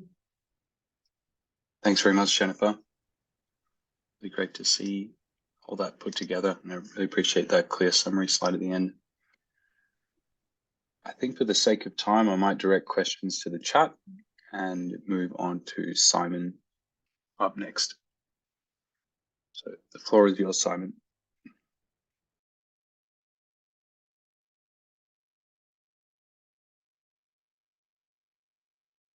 Can you hear me? Yes, I can, and I can see you. Okay, and can you see my screen? I can. Okay, all right, so I'll take it away. So first off, I'll just say my name is Simon Surma. I'm working in the same lab as Jennifer at UBC, and I'll just be talking about some of the results I've been obtaining on the trophic interactions between Pacific salmon and also between salmon and other species in the subarctic gyres, which I've established using ecosystem models. First off, the main research questions I was planning on addressing here are what trophic niches do the salmon occupy in the subarctic Pacific? And that includes both the western and eastern part of the subarctic, both gyres. Secondly, do salmon exert or experience any top-down effects, top-down control of predation? Thirdly, also, are salmon likely to compete with each other among different species for pelagic prey? And finally, are they likely to compete with other nectons such as squid and other fish species for shared prey? The study area that I've been looking at includes the entire subarctic Pacific. So this is split for the modeling purposes into the western and eastern subarctic gyres. So the dividing line between them is at approximately 170 degrees west.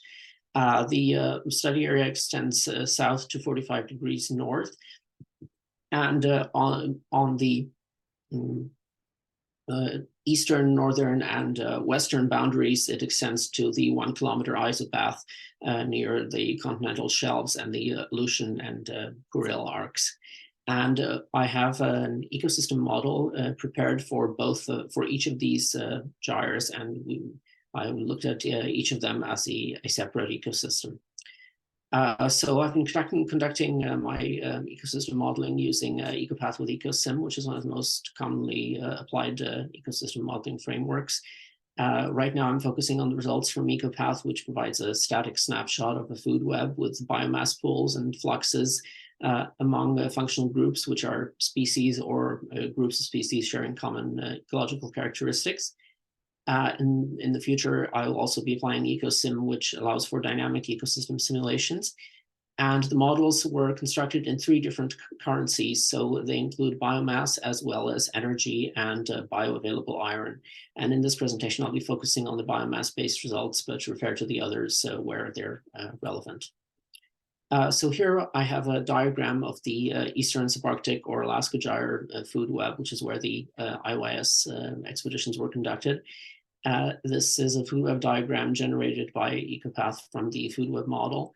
The model is parameterized for the summer of the early 1990s. So the diet composition data and biomasses, etc., reflect this season and this period. Here, this graph shows the trophic position of sockeye, which has been shown by the model to have the strongest impacts on the food web from among the salmon species in the region. So you can see in this diagram the connections to predators such as sharks, daggertooth, and marine mammals, and also to American and Canadian fisheries. And you can see the feeding of sockeye on a number of different functional groups at several trophic levels. This includes zooplankton such as pteropods and amphipods and copepods, and also on higher trophic levels, including mesopelagic fish and micronectonic squid. And here we have a similar functional group, a similar food web diagram for the Western subarctic gyre. And here, this one is centered on pink salmon, which again seems to have the strongest impacts on the food web in the Western Pacific. So here we have, again, the lines leading to fisheries from pink salmon, and also to predators, primarily sharks and some marine mammals, and daggertooth. And then we also have the lines showing the consumption by pink salmon of various species, again at several trophic levels, stretching from copepods, pteropods at the bottom, up to amphipods and euphausids, which are slightly more carnivorous, and then up to micronectonic squid and mesopelagic fish, which have a trophic level not all that much lower than pink salmon itself. So I've examined the trophic interactions in these food webs, focusing on salmon using a number of different indicators. I'll just run through those quickly, but for the purposes of this presentation, I'll focus on the mixed trophic impact. So I also looked at ascendancy, which is basically the information content of food web node interactions. Also at the keystoneness, which is a measure of the interaction strength per biomass for a node in the food web, the primary production required, or the trophic footprint of a consumer, omnivory index, which reflects the evenness of the prey distribution across trophic levels for each consumer, the prey niche overlap, so pairwise similarities in diet compositions. But here I'll be focusing on the mixed trophic impact, which is basically the instantaneous net total impact of a unit change in the biomass of one food web node on another. So here I'm going to look at the impacts of sockeye salmon on other groups in the Eastern subarctic food web. So as you can see here, you have these negative impacts on several other salmon species, so pink, chinook, and coho, as well as on mesopelagic fish, which are for the salmon, they're most likely an indication of competition. For the mesopelagics, they're partly resulting from competition and partly from predation by sockeye on myctophids, as you saw in Jennifer's presentation earlier on. There are also impacts on sharks to do with the relative proportions of different prey in shark diets. And sockeye salmon also positively impacts several groups within the food web. Through the reduction of competitor biomasses, for example. And this is the case for steelhead and chum. And then the impacts on sockeye salmon from other food web groups, you can see bottom-up impacts from large phytoplankton, as well as from direct sockeye prey, which include pteropods, amphipods, and mesopelagic fish. And also indirect top-down impacts by killer whales, which prey on species which prey on sockeye, such as dolphins and porpoises, which exert negative impacts on sockeye. So do sharks, which are the most important salmon predator in the food web. And there are also indications of competition, both intraspecific, so among sockeye salmon, and also between sockeye and pink. In these negative interactions, and there's also indication of some competition with sperm whales for squid prey. And for the Western subarctic, the impacts of pink salmon on the food web, again, we can see competitive interactions with 4 other salmon and trout species that includes steelhead in the Western Pacific, as well as these competitive and predatory negative interactions with mesopelagics. And again, there are also some positive impacts of pink salmon on other groups in the food web. Whereas when you look at the impacts on pink salmon, we can see negative impacts from competition with both sockeye and also other pink salmon, so intraspecific competition. There's also negative impacts of predation from sharks and dolphins and porpoises. And there also appears to be some competitive interactions and indirect negative interactions with miscellaneous forage fish. And also several bottom-up impacts, which are positive for pink salmon. So we have some preliminary conclusions based on these results. So there appears to be some top-down impacts of sharks and also perhaps dolphin predation on salmon in both the eastern and western subarctic Pacific. There also are indications of top-down impacts of salmon on mesopelagics, particularly from sockeye and pink salmon preying on them, but also competing with mesopelagics. And there also appears to be a top-down effect of chum salmon on some gelatinous zooplankton groups such as salps. There appears to be a substantial level of competition among salmon, but less competition between salmon and other nekton, also, although there are indications of competition with mesopelagics and some squid.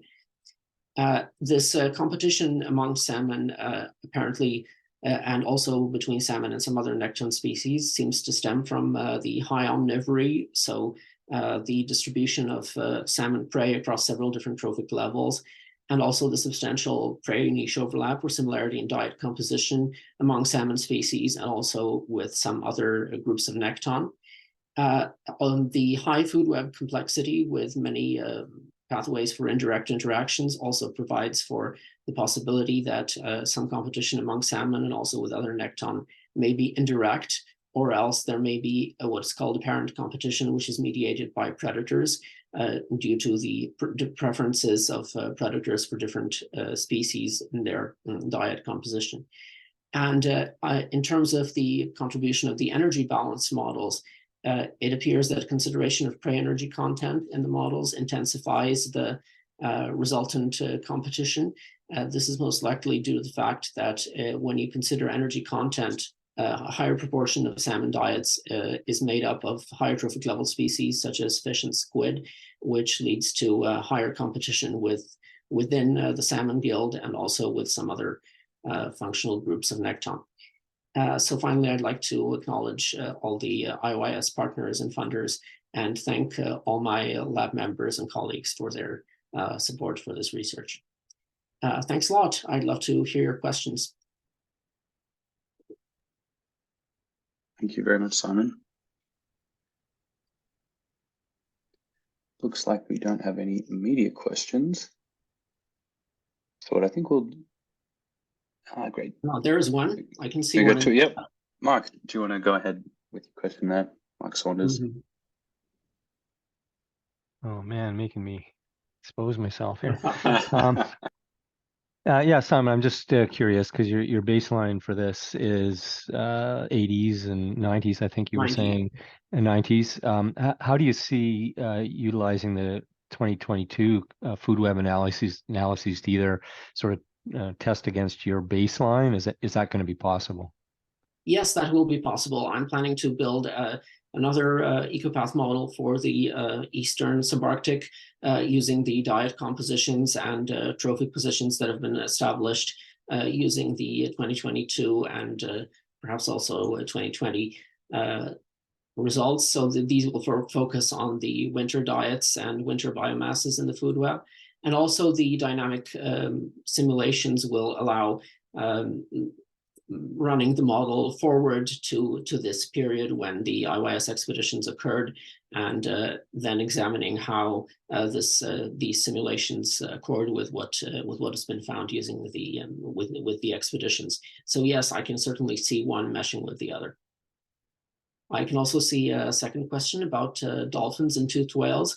So that group, well, toothed whales, the beaked whales aren't in the model because I couldn't find biomass estimates for them for this region that would be credible. So the dolphins and porpoises, the species that primarily seem to be preying on salmon would be Pacific white-sided dolphin.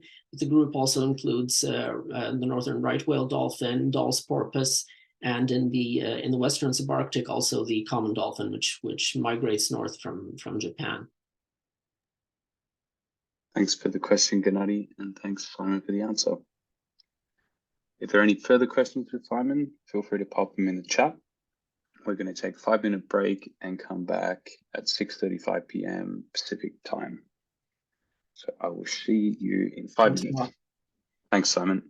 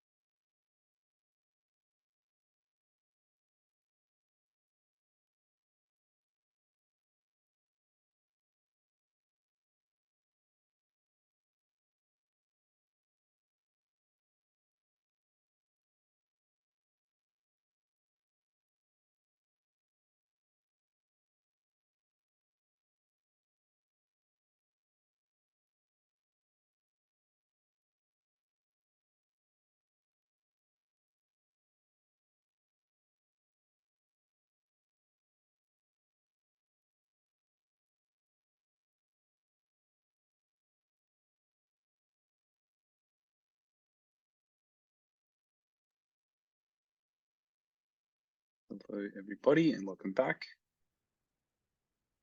We had a good quick break there. Sorry that we're running a little behind schedule. It's entirely my fault, but we do have a bit of buffer room at the end, like I said before. So we're going to move on to presentation on non-salmon diets from Evgeny Pakimov. Take it away, Evgeny.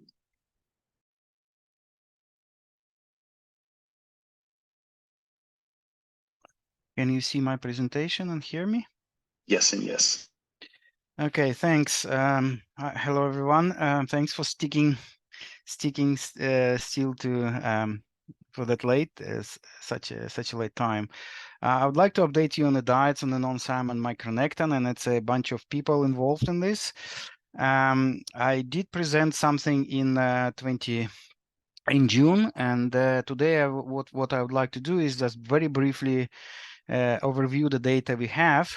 And then I will look into the special and maybe temporal variability, but also into the interannual variability, and then we'll compare the diets as well as their prey sizes.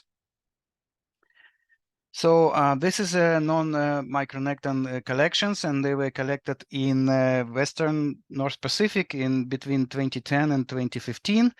Those data unfortunately aggregated to the survey, so I'm still awaiting for Russian colleagues to share with me individual troll data. However, 2019, 2020, and 2022 presented here, you can see that 2019 and 2020 had quite overlapping and close coverage in the Gulf of Alaska, while 2022 by far had the largest coverage of the whole area, which is quite great.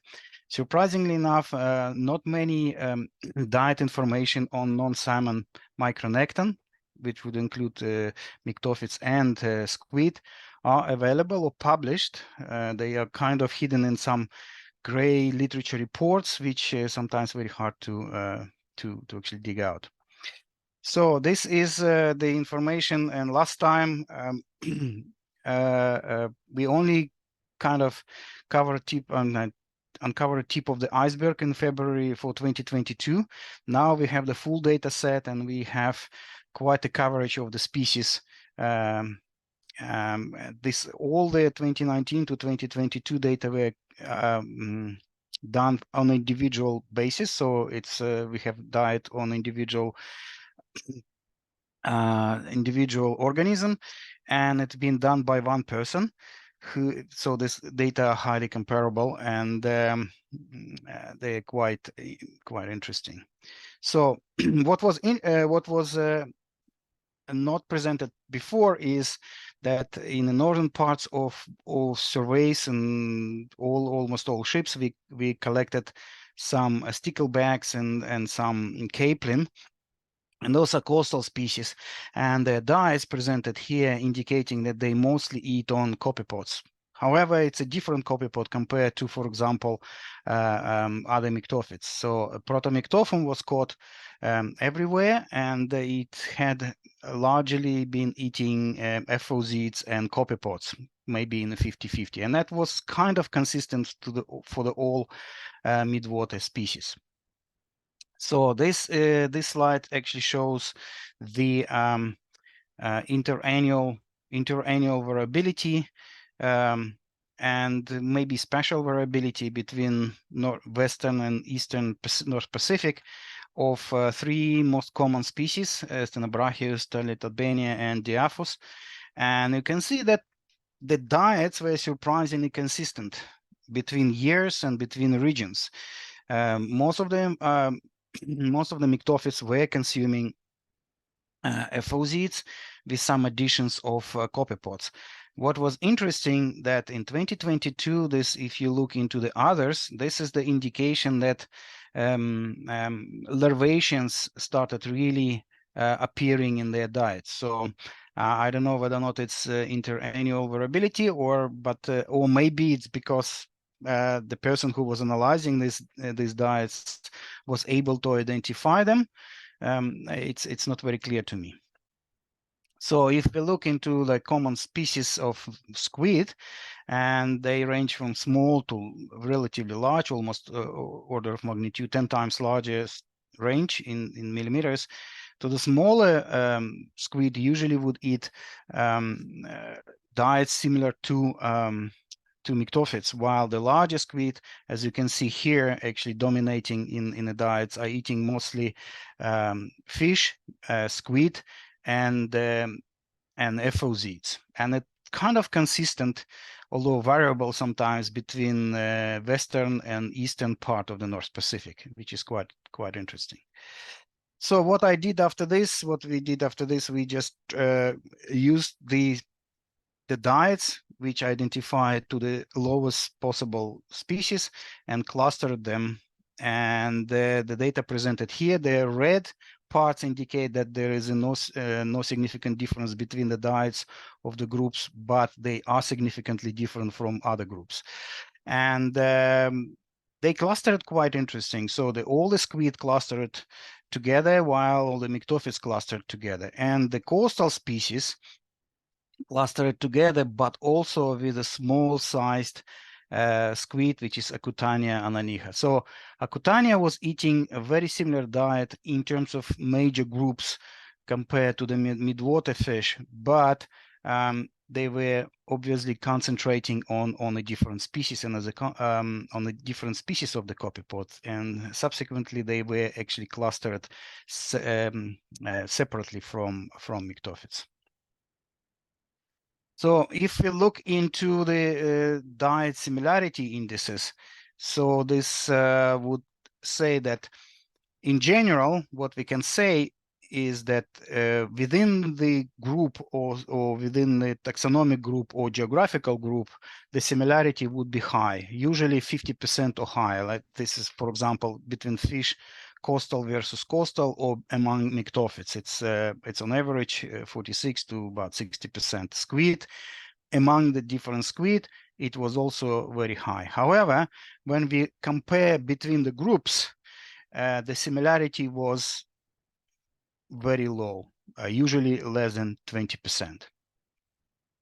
So this data already informed both ecosystem model and also being taken into account for the stable isotope analysis, and this work will continue. So what we had opportunity for this is that I had opportunity to look into the size, prey size range in the midwater fish. It was very difficult to do this for the squid, because squid has this habit of breaking the prey onto tiny pieces, and sometimes they actually bite a copepod or break copepod into 3 pieces.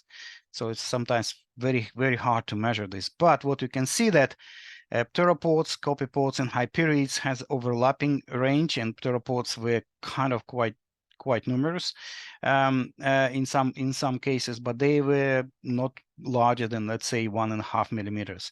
Copepods and hyperids were highly overlapping. What was interesting is that FOZs had the largest range in terms of size, ranging from about 7 millimeters to about 23. Mostly it was Tizanessa of 2 species, 2 or 3 species, and Euphausia pacifica. From what I know, in the diets of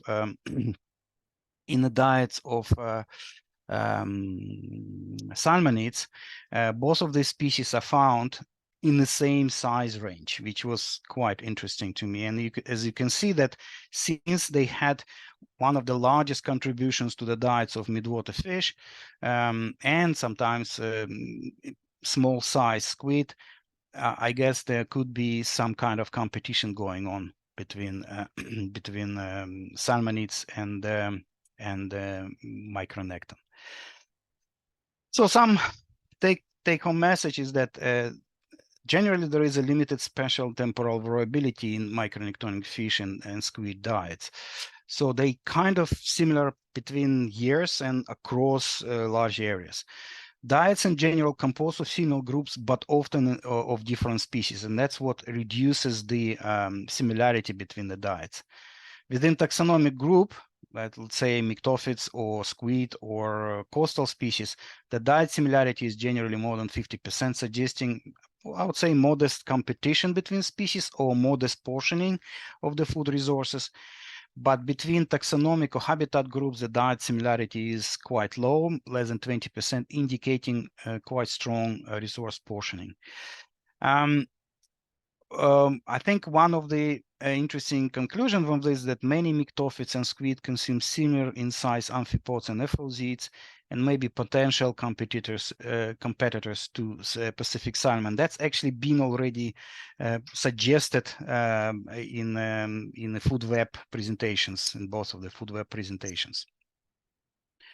And what would like to do in the future is that to really make a comparison with the salmon diets, including the size distribution of the prey.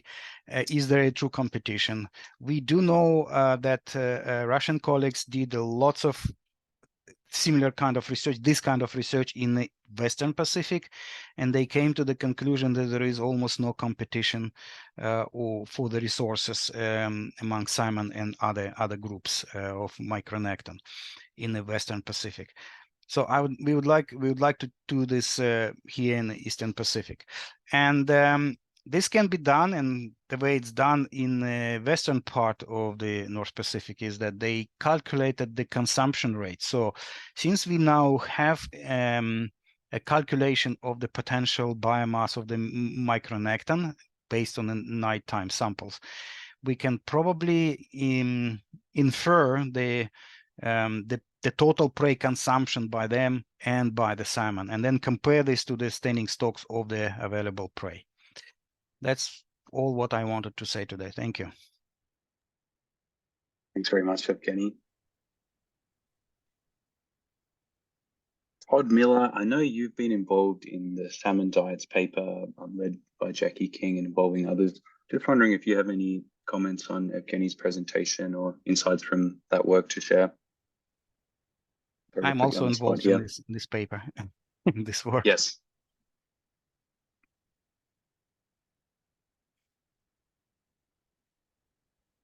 Todd, not sure if you heard that. I think I see we have a hand up from Alexei. We'll go to Alexei Pinchuk. Yes, hi. Yeah, Evgeny, you mentioned about differences in copypod composition, specific composition between the coastal and midwater fish. Can you elaborate a little bit on it, please? You know, coastal both stickleback and capelin were like absolutely consuming almost one species of copypods, Eucalanus. And all the midwater fish was consuming very rarely Eucalanus. They would consume Parochita, Mitridia, Calanus, Neocalanus, and so on, but not Eucalanus. And that's why, although the copypod group is dominating in both species, for example, or like by biomass, the actual similarity between them very low in the diet. Okay, great, thank you. Yeah, that's interesting that Eucalanus is in coastal areas. Yeah, I mean, it was really I wouldn't surprising to expect me that. because stomachs were packed with 50 to 70 Eucalanuses. I don't know how. Obviously, they found maybe that was something which they experience or encounter in a coastal environment, so they just go for that food. Possible. Thank you. Thanks, Alexei. Thanks, Evgeny. Any questions from others? Nick, go ahead. Hi, Evgeny. Thanks. Very good presentation. Just a question about the ketognaths that you found in the diets. How reliable do you think those detections of ketognaths in diets are? I would imagine that they would break down quite quickly. Well, I did encounter ketognaths which would be half digested. That's how I got the the lengths of them, and they were the largest. However, quite often you see the hooks. Yes, yeah. and the hooks and some digested stuff, which is looking like maybe a kitagnat. But if you have among this half digested stuff or very digested stuff hooks of kitagnats, which are you cannot miss them or mistake them for anything else. That would be an indication that the kitagnats are there. Gotcha. Okay, so you got the lengths from the largest undigested ones. Yeah, And then yeah. most of them just hooks. Well, Gotcha. I mean, they would be half digested, but you can kind of line this up and say, okay, roughly that much. Right. It would be Gotcha. plus minus a couple of millimeters. Okay, thanks very much. Thanks, Nick. Thanks, Evgeny. We'll leave it there and direct any further questions to Evgeny to the chat. We're going to move on to a presentation from Jim Murphy. I'm going to share my screen for that. Let me know if you're there, Jim.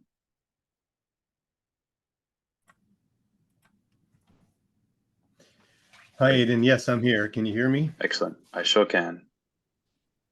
Can you see my screen? Yes, I can. Yep. Excellent. Okay. Okay. When you're ready. Well, I'll start. Okay, go ahead. See, I'm looking at a different screen here. Sorry, folks. There we are. Let me do this. Yeah. So, yeah. Well, thank you, Aiden, and thanks for everybody hanging in there towards the end of the workshop. And my presentation today is going to be kind of on some just initial results of the lipid content that's focused on the Northwest Explorer survey. But I'm hoping this will kind of stimulate some thoughts and some further analysis as we start to integrate lipid with stock origins and age and maturity, and also look at lipid across all the different surveys. So stay tuned.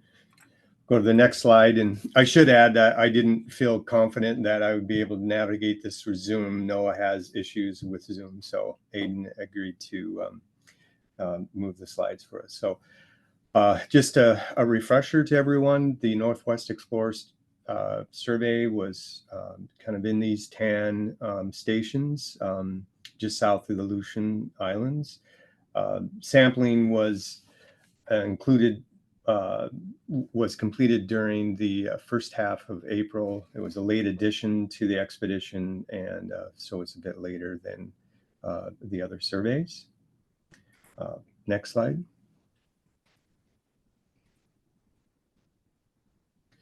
So hopefully this works. Everybody can see this. We add buoys to both the wingtips and the center of the trawl to help maintain the trawl at the surface. And we use these buoy wakes to just monitor to make sure that the head rope of the trawl is at the surface. And also this sort of video kind of gives you an idea of the size and the dimension of the trawls. Of the trawl relative to the vessel. We'll go to the next slide. We sampled a total of 388 chum salmon during the survey, and they were the most abundant species of salmon that we caught. Sockeye were the second most abundant species, with a total catch of around 222. And this video clip here kind of shows some of the swimming behavior of salmon inside the trawl. It's looking forward into the trawl, so it can kind of show you some of the behavior of salmon. Next slide. Good. This is just an overall summary of the catches for all species of salmon. We ended up changing one species after a laboratory analysis. It's the crested big scale. So that's the first time I've seen that. Which is quite interesting. But the thing I want to point out here is that we can expand the average catch rate of salmon to the total survey area. And so we can estimate that we sampled roughly about 10.5 million chum salmon and 6 million sockeye during the survey. So it kind of puts catch rates in terms of units that folks can understand. Next slide. This slide here shows the spatial variation in stock origins of chum salmon. This is from some of the work and analysis that was done by the Gene Conservation Lab at Fish and Game. And the sizes of these pies are scaled to the catch of salmon in each station. And what you can see here is that most of the chum salmon, nearly all the chum salmon, are Asian origin, with Russian stocks shown in the pink portion of the pies, making up the primary stock group within the survey. And then the Japanese chum salmon stocks are in this somewhat off-white color. And the stock mixtures were relatively consistent throughout the survey for at least the stations where we caught 10 chum salmon. And this is important because it likely indicates that the chum salmon that were sampled through the survey had probably a similar migratory history. Next slide. Again, this is the stock origins of sockeye provided by the Gene Conservation Lab. And the stock mixtures of chum salmon were relatively consistent over the survey. However, there's some important spatial structure in the stock origin of sockeye that may indicate a higher diversity in the migratory history of sockeye, with Asian or Russian sockeye salmon in the pink, that's present in the western stations. And also we have BC sockeye in the southeast stations of the survey. So next slide. The catch rates of both chum and sockeye salmon increased from east to west. And this was particularly true for chum salmon. And our catch rates were about 4 times higher in the western longitude strata than the eastern strata. And that, to a certain extent, would be consistent with the Asian origin of chum salmon. Next slide. Now, although we don't have the scale ages yet, we can kind of approximate what the age composition is by through length frequency distributions. And so I've kind of added these age groups here on these length frequency plots.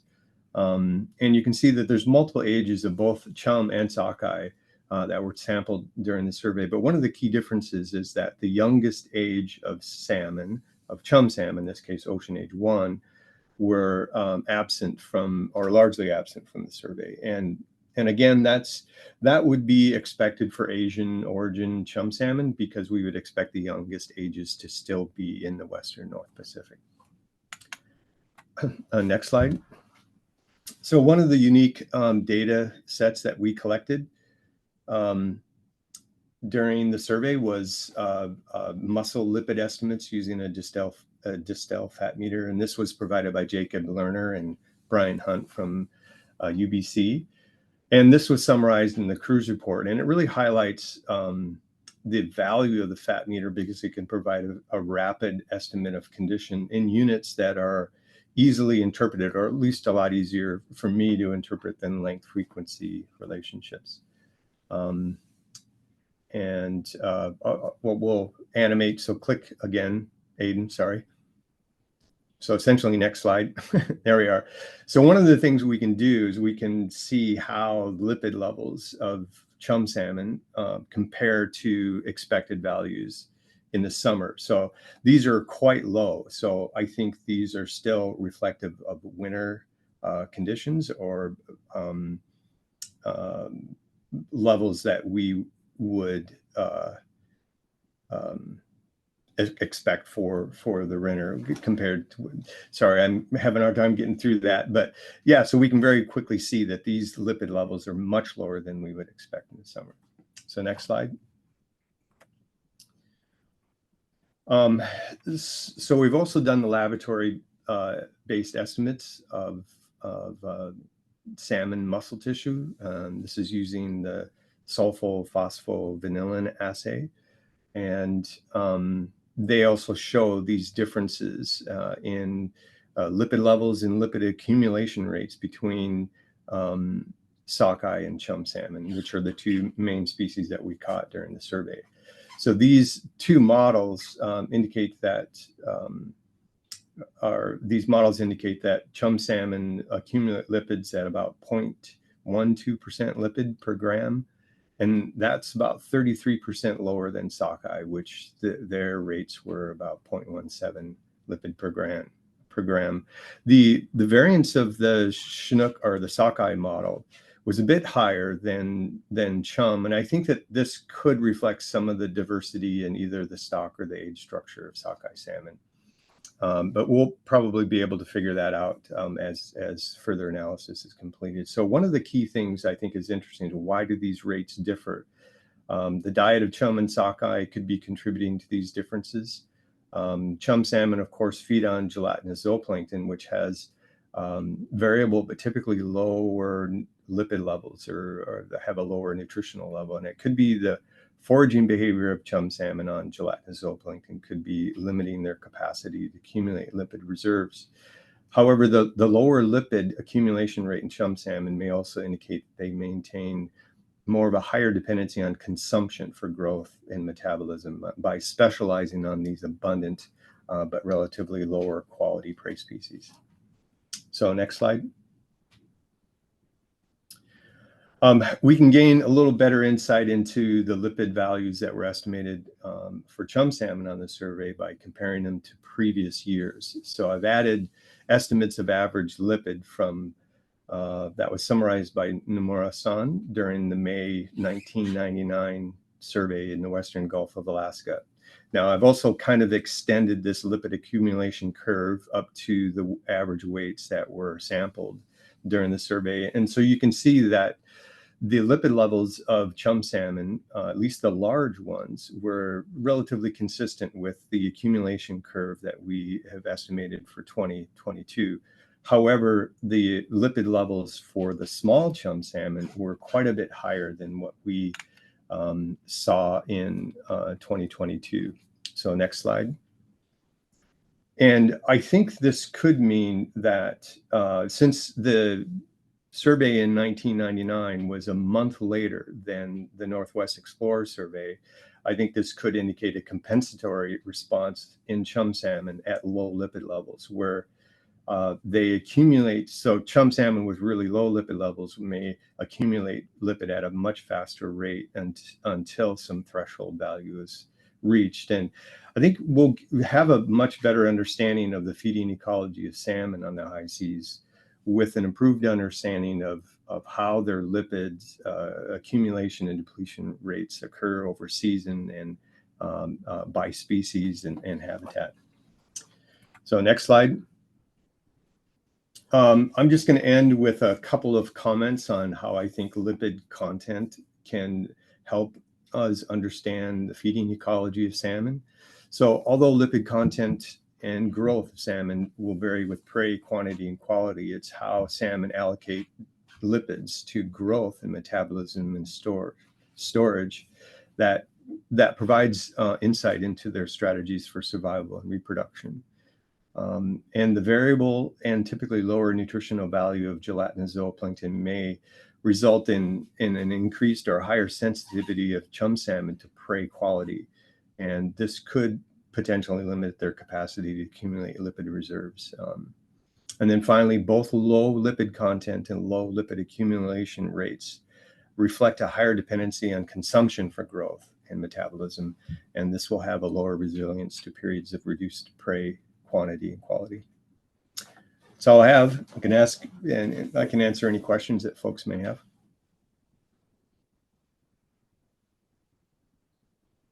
Thanks very much, Jim. Great to see those videos of the trawl from the sky too. That was great to get some perspective on the size of it. Just while waiting for any questions to come through, I see we have a comment from Jim in the chat speaking to a recent paper published by Ruggiero et al. And essentially Jim saying that it's not related to this presentation specifically, but a comment that's worth considering going forward. And yes, Jim, we'll capture that comment. And Skip McKinnell is the rapporteur for this workshop. So he'll be looking over the recordings of it and documenting important discussion points. We'll also be asking for short abstracts to be included in a workshop report for this workshop too. I'll give about 3 weeks for workshop abstracts to be submitted, but it's just will be our last chance to capture the state of research on this project. And there have been significant updates since the last technical report was published from the October 2022 workshop. So anyhow, slide aside, we're just wanting to make sure that folks are aware of that, and I'll follow up with emails going forward there. But any other questions for Jim?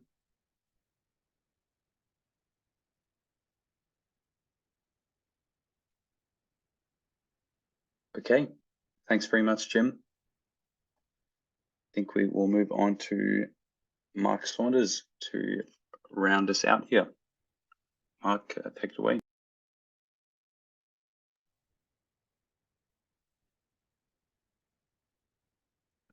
Yeah, thanks. Thanks very much, Aidan, and thank you very much to everybody that's been involved here.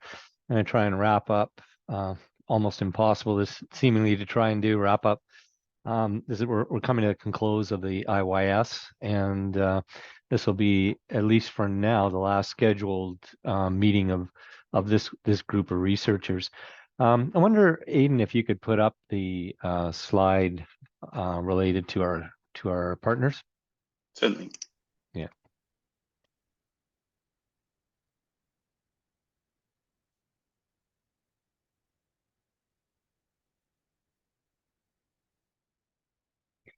Yeah, I just want to make sure I acknowledge, and I think somebody else had the partner slide up earlier too, but really, and Dick pointed us to it yesterday, the fact that a large part of the IYS was not just the research that we got done and the answers to questions and the methods we developed, but also the ability to put together international teams to conduct that research, and to do that through partners. And I'll come back a little bit to this at the end as well.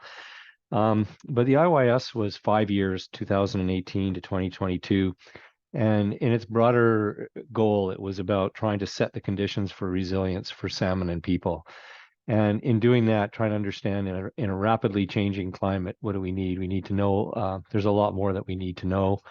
And we need to start working together. So we had emphasis in the IYS on generating knowledge. And I think these expeditions were absolutely sort of, I think, the pinnacle of the work that we got done. And huge thank yous go out. There were 68 scientists on the expedition. And I know we talked in 2022 alone, and all the work that Brian and Dick and others did in the raising resources to make this happen. And yeah, it's just an incredible effort in terms of people. So in terms of the knowledge, I'm blown away by the results. I think people will try to point to sort of key things that got seen, or things that were unexpected and different and new. But I really think that just the vast area that we covered, and building a baseline understanding of the distribution of salmon, and starting to understand their relationship to those underlying factors, is quite outstanding. And I was really struck by the climatology that we saw, whether it was from the physical oceanography with starting to look at the gyres, but in relation to the general the mixed layer depth as it was changing across the North Pacific. It was gratifying to see that those sort of figures, that broad sweeping figures that we've been working from, started to come to life in more detail in terms of the movement of the currents, the gyres, and the movement of the fish. And I thought Skip's comment yesterday was really a great one about how those, there were other reasons behind, not just the lack of sort of knowledge to drive them, but other political reasons, that we would just have broad sweeping generalizations of where the fish were. But then you start to see the climatology, and I'm really struck by the work Marta presented, where you start to see the biological sort of regions of primary productivity that you can start to test both in the Western and the Eastern North Pacific, try to look at how things are changing now from that climatology. And I think we saw that in almost all the areas. So even though we've had this year and all the challenges we went through to get out there, to get this stuff done during, COVID, during the weather conditions that we have, this is a seriously resilient group of researchers and people planning and making this thing happen. But it's really given us those underpinnings. And I feel like anything, you were just getting started on the aspects of the synthesis, which is where I think a lot of this is going to come together. And questions like Jim has that he's just posed to us around, all the correlative evidence for a potential relationship to pink salmon. But now when we've got data to start to put together across the ontogeny of those pink salmon, we haven't even really started the work with stock-specific analysis other than starting to see, some of that last paper from Jim and some of the earlier work, starting to pull that out, but relating it to what we saw more broadly across the whole system and across the ontogeny. It's really hopeful that we will be able to start to understand, to make, even with these data sets, to start to answer some of those questions. On the people side of this research, I'm going to make a pitch and I'll talk in a minute about some opportunities for us to keep this thing going. But we had 14 research area groups. And so kudos to those groups and to Aidan and the work that he did to keep you meeting regularly. They met as recently as over the past month here to once again get up to speed on where they were. Well, what you really would like now are for those research area groups to be able to start putting together interdisciplinary teams from across those groups to answer some of these big questions that we've got. And so there's going to be a challenge out there to us. So we had the governance, we had funding for people like Aidan and myself to keep working on this. But it's a time when this needs to go back to NPAFC and other organizations. I would say, Pisces is one of our partners, and we'll come to that with our Becky project. But NPAFC has to think about how it's going to continue this work. And unfortunately, Ed Farley, the chief scientist for NPAFC Science Subcommittee, wasn't able to join us tonight. But they have a new science plan for the next 5 years, and it really builds on Becky, which is a project I'll talk about in a few minutes, but carries on and moves forward to keep this, take it to this kind of work that we're doing even to another level. So our expectation is from NPAFC, is going to have to take a look at that science plan, how it's structured its working groups. They had a IYS working group that will be dissolved shortly. But there are working groups on stock ID and others that could take up some of this work and continue it, but it will likely need something more specific, or perhaps some more from an organizational structure to keep building on that. In addition to that research, I think the other big thing from the IYS has just been outstanding for me has been our partnership with Tula and the work that Skip McKinnell's done on data mobilization. We had a little bit of indication tonight about the challenges with some of the record keeping on the boats and how it all was a bit different. But man, if you saw the number of hours that went into building the level of standardization that we did achieve, it was outstanding, with all of these research area groups working incredibly hard on the logistics to make it happen. So even though we had some snafus, we made a big progress. But working with Tula, like without that partnership, we would be mired in data issues. We wouldn't see these results coming out. And the synthesis part, where it's going to get really interesting, that's to come, it would be impossible. So kudos to that partnership. And I think we'll see a movement forward as we've handed off a lot of that work from Tula as their contract ends, though it's going to be moving to NPAFC, and they're already in the process. Staff and the Secretariat are working with Tula on that. So you'll see a transition, and I'd look for help from all of you as NPAFC takes over management of these data. So a hugely important area. I think that in terms of some next steps that we can talk about, as I said, I think the synthesis is going to be incredibly important as we go forward. NPAFC is in the midst, the science subcommittee is in the midst of planning a workshop likely to be in Vancouver next May. And there is a session being held in that workshop for IYS results. So some of the side conversations I've been having, I've been some thoughts about putting together synthesis papers based on some of the big questions that we've been trying to answer.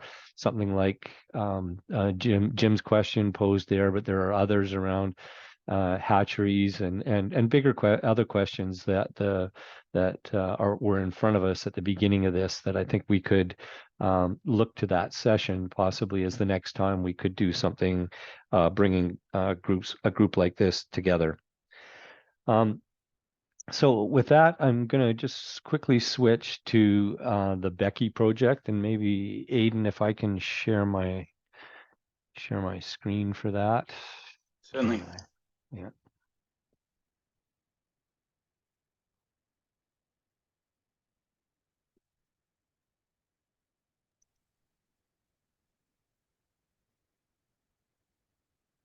So everybody, see it. You can see it? Yeah, great. Yep. Okay.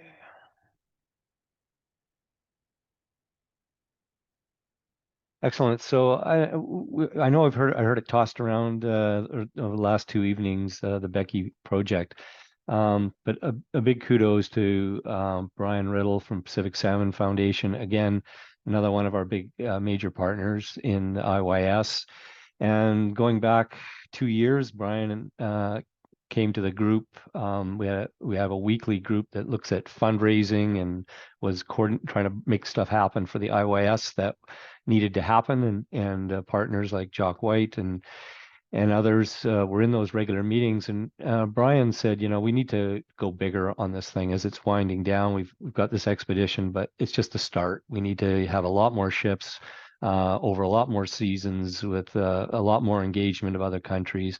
So we started to knock around ideas, and it culminated in the development of UN Decade for Sustainable Development, UN Decade of the Ocean for Sustainable Development. And this project called Becky, Basin Scale Events to Coastal Impacts. And we submitted it, again, 2 years ago, and it got approved by the Intergovernmental Oceanographic Commission of the UN. And unfortunately, that does not come with money, but it comes with endorsement. And I won't go into a lot of detail on the decade itself, but it provides a great opportunity to sort of take on large scale projects like this. Interestingly enough, this project was one of only, I think, 2 out of all that were submitted, at least in that first round, from around the world, that were trying to link oceanographic climate conditions to fisheries. And so it was been very well received. And as we got approval for it, it was recognized that it shouldn't be just for salmon. And certainly salmon will be the exemplar.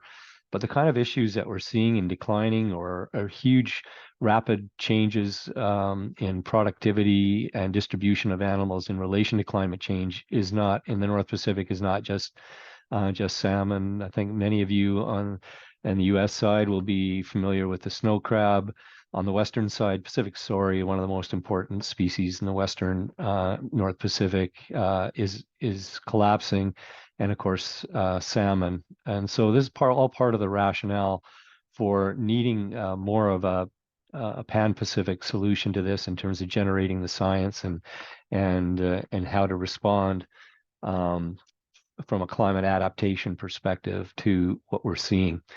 So we took an approach on this around using an intelligence idea that, we've got fairly slow moving scientific processes of absorbing annual and information and predictions. But this is to take an ocean intelligence system approach, an intelligence in the military idea of providing sort of ideas or understanding what's taking information that's needed to drive decisions in understanding. So the objective was to implement an international ocean intelligence system of monitoring, research, and analytical approaches that will provide timely advice to decision makers about the impact of current and future climate conditions on our socio-ecological systems. And I won't go into it here. We held a series of workshops over the last year and a half, looking at elements of what that intelligence system is going to require. And a lot of these things are what's new and what's here now that allow us to do this in 2023, as opposed to 5 years ago when a lot of this work, it wasn't possible to do. And some of that's around modeling. So essentially, we're going to try to build the equivalent of a meteorological weather prediction system, but driving it from fine scale ocean models that are linked to the larger climate models. That's going to require a huge amount of data mobilization on the data that's going to feed those models, but even the outputs of those models that you can imagine the volume of data. This is big data. This is sort of NASA level satellite data being coupled with our observations. So around observation and monitoring, we're going to have to do a heck of a lot better in terms of near real-time understanding where salmon are in the environment, and this is where we continue to build on what we've been learning in this series of expeditions. It's going to require targeted at-sea research and the use of technology. So not just the satellites and moorings, but getting into drones, and we did have a start to look at that, but things like the eDNA that can be collected from drones or different submersibles as well. So a huge area there. And then of course, how do we explain this? How do we make get the information out there? And sort of end-to-end modeling, looking at what's happening in the basin. What does it mean in sort of annual to seasonal to annual timescales, but then also onto decadal, and how do we communicate that out and build these systems up with managers? So I've already said, big part of the answer to this is related to the new and scalable technology that's out there right now, and we just are starting to get initial sense of what that can be. Thanks to Enrique Kirchester with the president of Pisces, and this is one of he's been involved in this work, developing this work. This is a diagram that explains sort of how this whole system can work. Going on the left from information not just about fish, which is typically what we have in the blue box, but we've now got information on the ecosystem models, and the climate system, these downscale climate models. Linking that with what we know about social and ecological systems of our culture or economy. And now we have another whole stream rather than just fish. We've got streams of these data that need to go into an open knowledge network, and we're looking at the technology. There's a connection now between National Marine Fisheries Service, NOAA, and Microsoft in terms of intelligence, AI systems. And we're looking at how information that we could start to bring into a system like this can benefit from AI and work in sort of large cloud systems. So these types of things are new. And then we get into this projection level, which is typically we're on an annual cycle, and we're not necessarily doing a particularly good job of annual forecasting with the systems that we have now. But we can start to look at, with these models, we can start to look at seasonal, annual, and decadal, and then that will start to inform decisions, whether it's setting harvest levels, rebuilding, et cetera. So it's about building, taking the next years through the next 8 or so years to the end of the decade, and the ocean decade, 2030, to build out these systems. We're not just to do the science, it's mostly to build the system to allow us to answer these big questions. So where are we at on this? I mentioned we had a series of workshops in 2022. In 2023, we had a workshop in Victoria in March and got us a first cut at some of the elements of a science plan for Becky. That needs to continue. We'll be announcing shortly a modest amount of funding that's been received that will allow us to start to move on hiring a small number of staff to allow us to, that will be tasked with directing the science and completing the science plan. And then into 2024, it'll be about the completion of that plan, starting to turn it into an implementation plan, seeking funding, et cetera. So I just want to, this is a slide Robin Brown put together that is one of those slides that makes you cringe because it's so busy, but I love it because this is Becky and all of the Ocean Decade projects that are around Becky, whether it's working on new technologies, eDNA, you name it. They're around the world. There are all of these systems and these types of projects. The Tula Foundation in Canada is the coordinating body for the decade in the Northeast Pacific, and we have their services and their passion to help us in this project connect with other all work that's being done around the world. So it really amplifies our ability, leverages our ability, what we invest. We've got a huge cadre of partners out there to help us both scientifically and potentially financially. So I'm gonna leave it that. I know a lot of other projects that I've been involved with that sunset after a particular time. It's very frustrating that you get things get put into place and they're functioning and a lot of good stuff is happening, and then they die. Well, the intention with NPAFC and Pisces and our other partners is that this work continues and in fact gets elevated to another level through Becky. And within NPFC that we continue to develop the role of understanding how salmon fits into Becky, and that there's a place for all of you to continue to work with us and stay engaged in moving this forward. So with that, I know we're coming down to coming out of time. I just wanted to ask for a couple of brief comments from some of our partners that were out there that have been involved directly in the science and will be involved in it going forward. I wonder if Matt Baker from North Pacific Research Board, you might just have a couple of seconds of your reflections.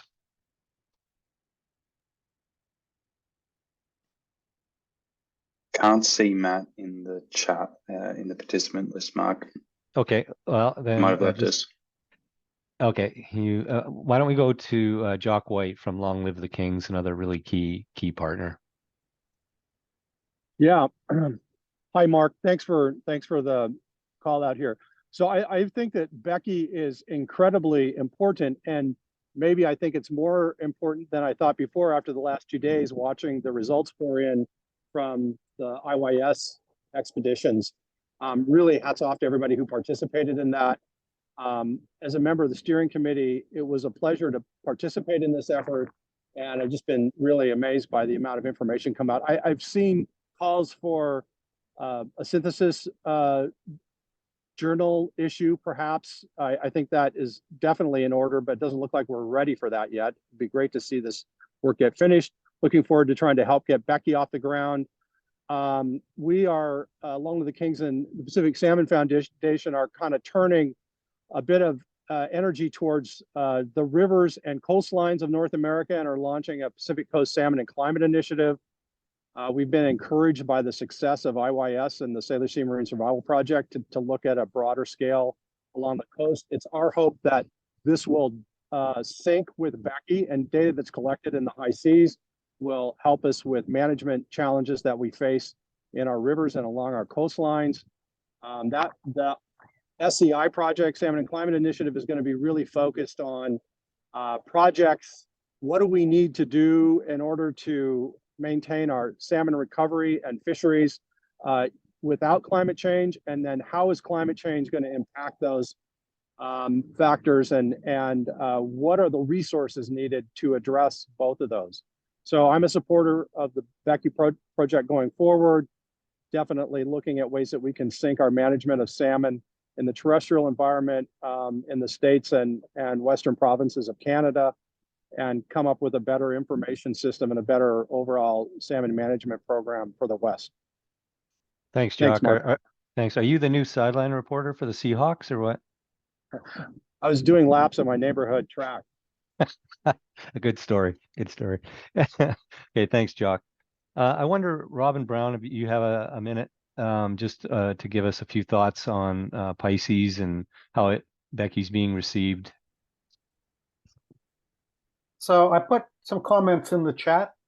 Okay. Pisces has MOUs with a whole bunch of RFMOs around the North Pacific, and they all have the reason that they're in MOUs with Pisces is they really want to work on this climate change and future distribution and abundance of fish. But individually, they're poorly constituted and funded to do this. So, Becky is aimed at mobilizing new useful information to help people make decisions, and that'll include projections, seasonal to decadal. It's a big project, and it's going to be difficult, but there's some signs for optimism in my view, and part of it is there are a whole bunch of ocean decade projects on that big list that can contribute, and in fact, they're all looking for somebody to take the things they generate and get it to organizations that will actually use it to make decisions, because anybody who's been involved in that knows it's actually harder than anyone thinks to get the right information in the right hands at the right time to influence that. So it's a big project. People have told us it's too big and it's too grand, but they haven't told us it's unnecessary. Great. Thanks, Robin. I'd like to just give a second to the new executive director for NPAFC, Yoshiko Kondo. So Kondo-san, could you introduce yourself, please?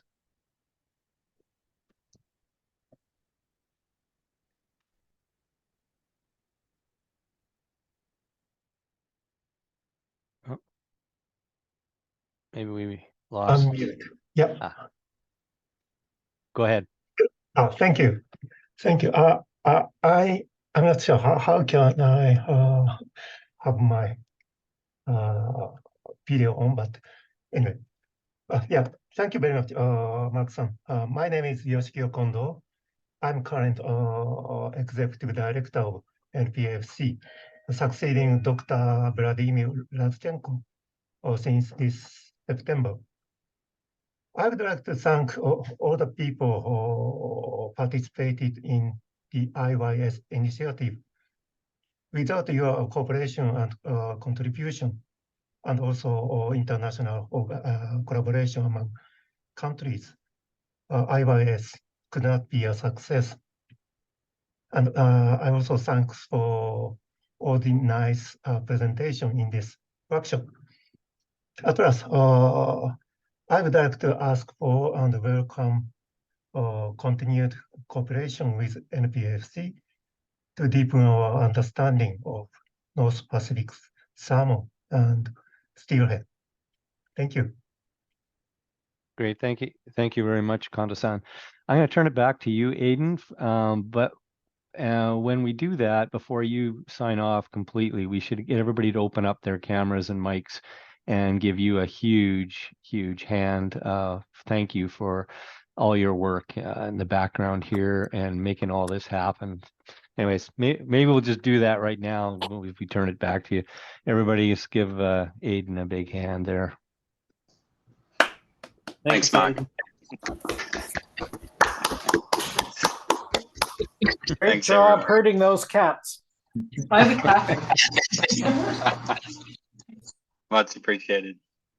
And a big thanks to Mark Saunders too for spearheading this project over the last 5-6+ years and continuing to spearhead it from the sidelines, despite having officially wrapped up with the IYS and NPFC some 6 months ago. So thanks very much for joining. Thanks everyone for giving up some of your last 2 evenings for being part of this workshop. I'll be in touch, and don't stop talking to each other and collaborating, because great things happen like we've seen tonight.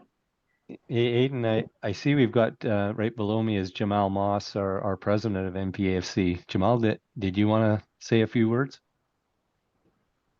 Thanks. I didn't prepare anything, but I'm just so impressed by all this amazing work and so inspired for what we're going to do in the future. I'm super excited to be a part of it as a scientist, now to be a part of it as the NPFC president and to promote it.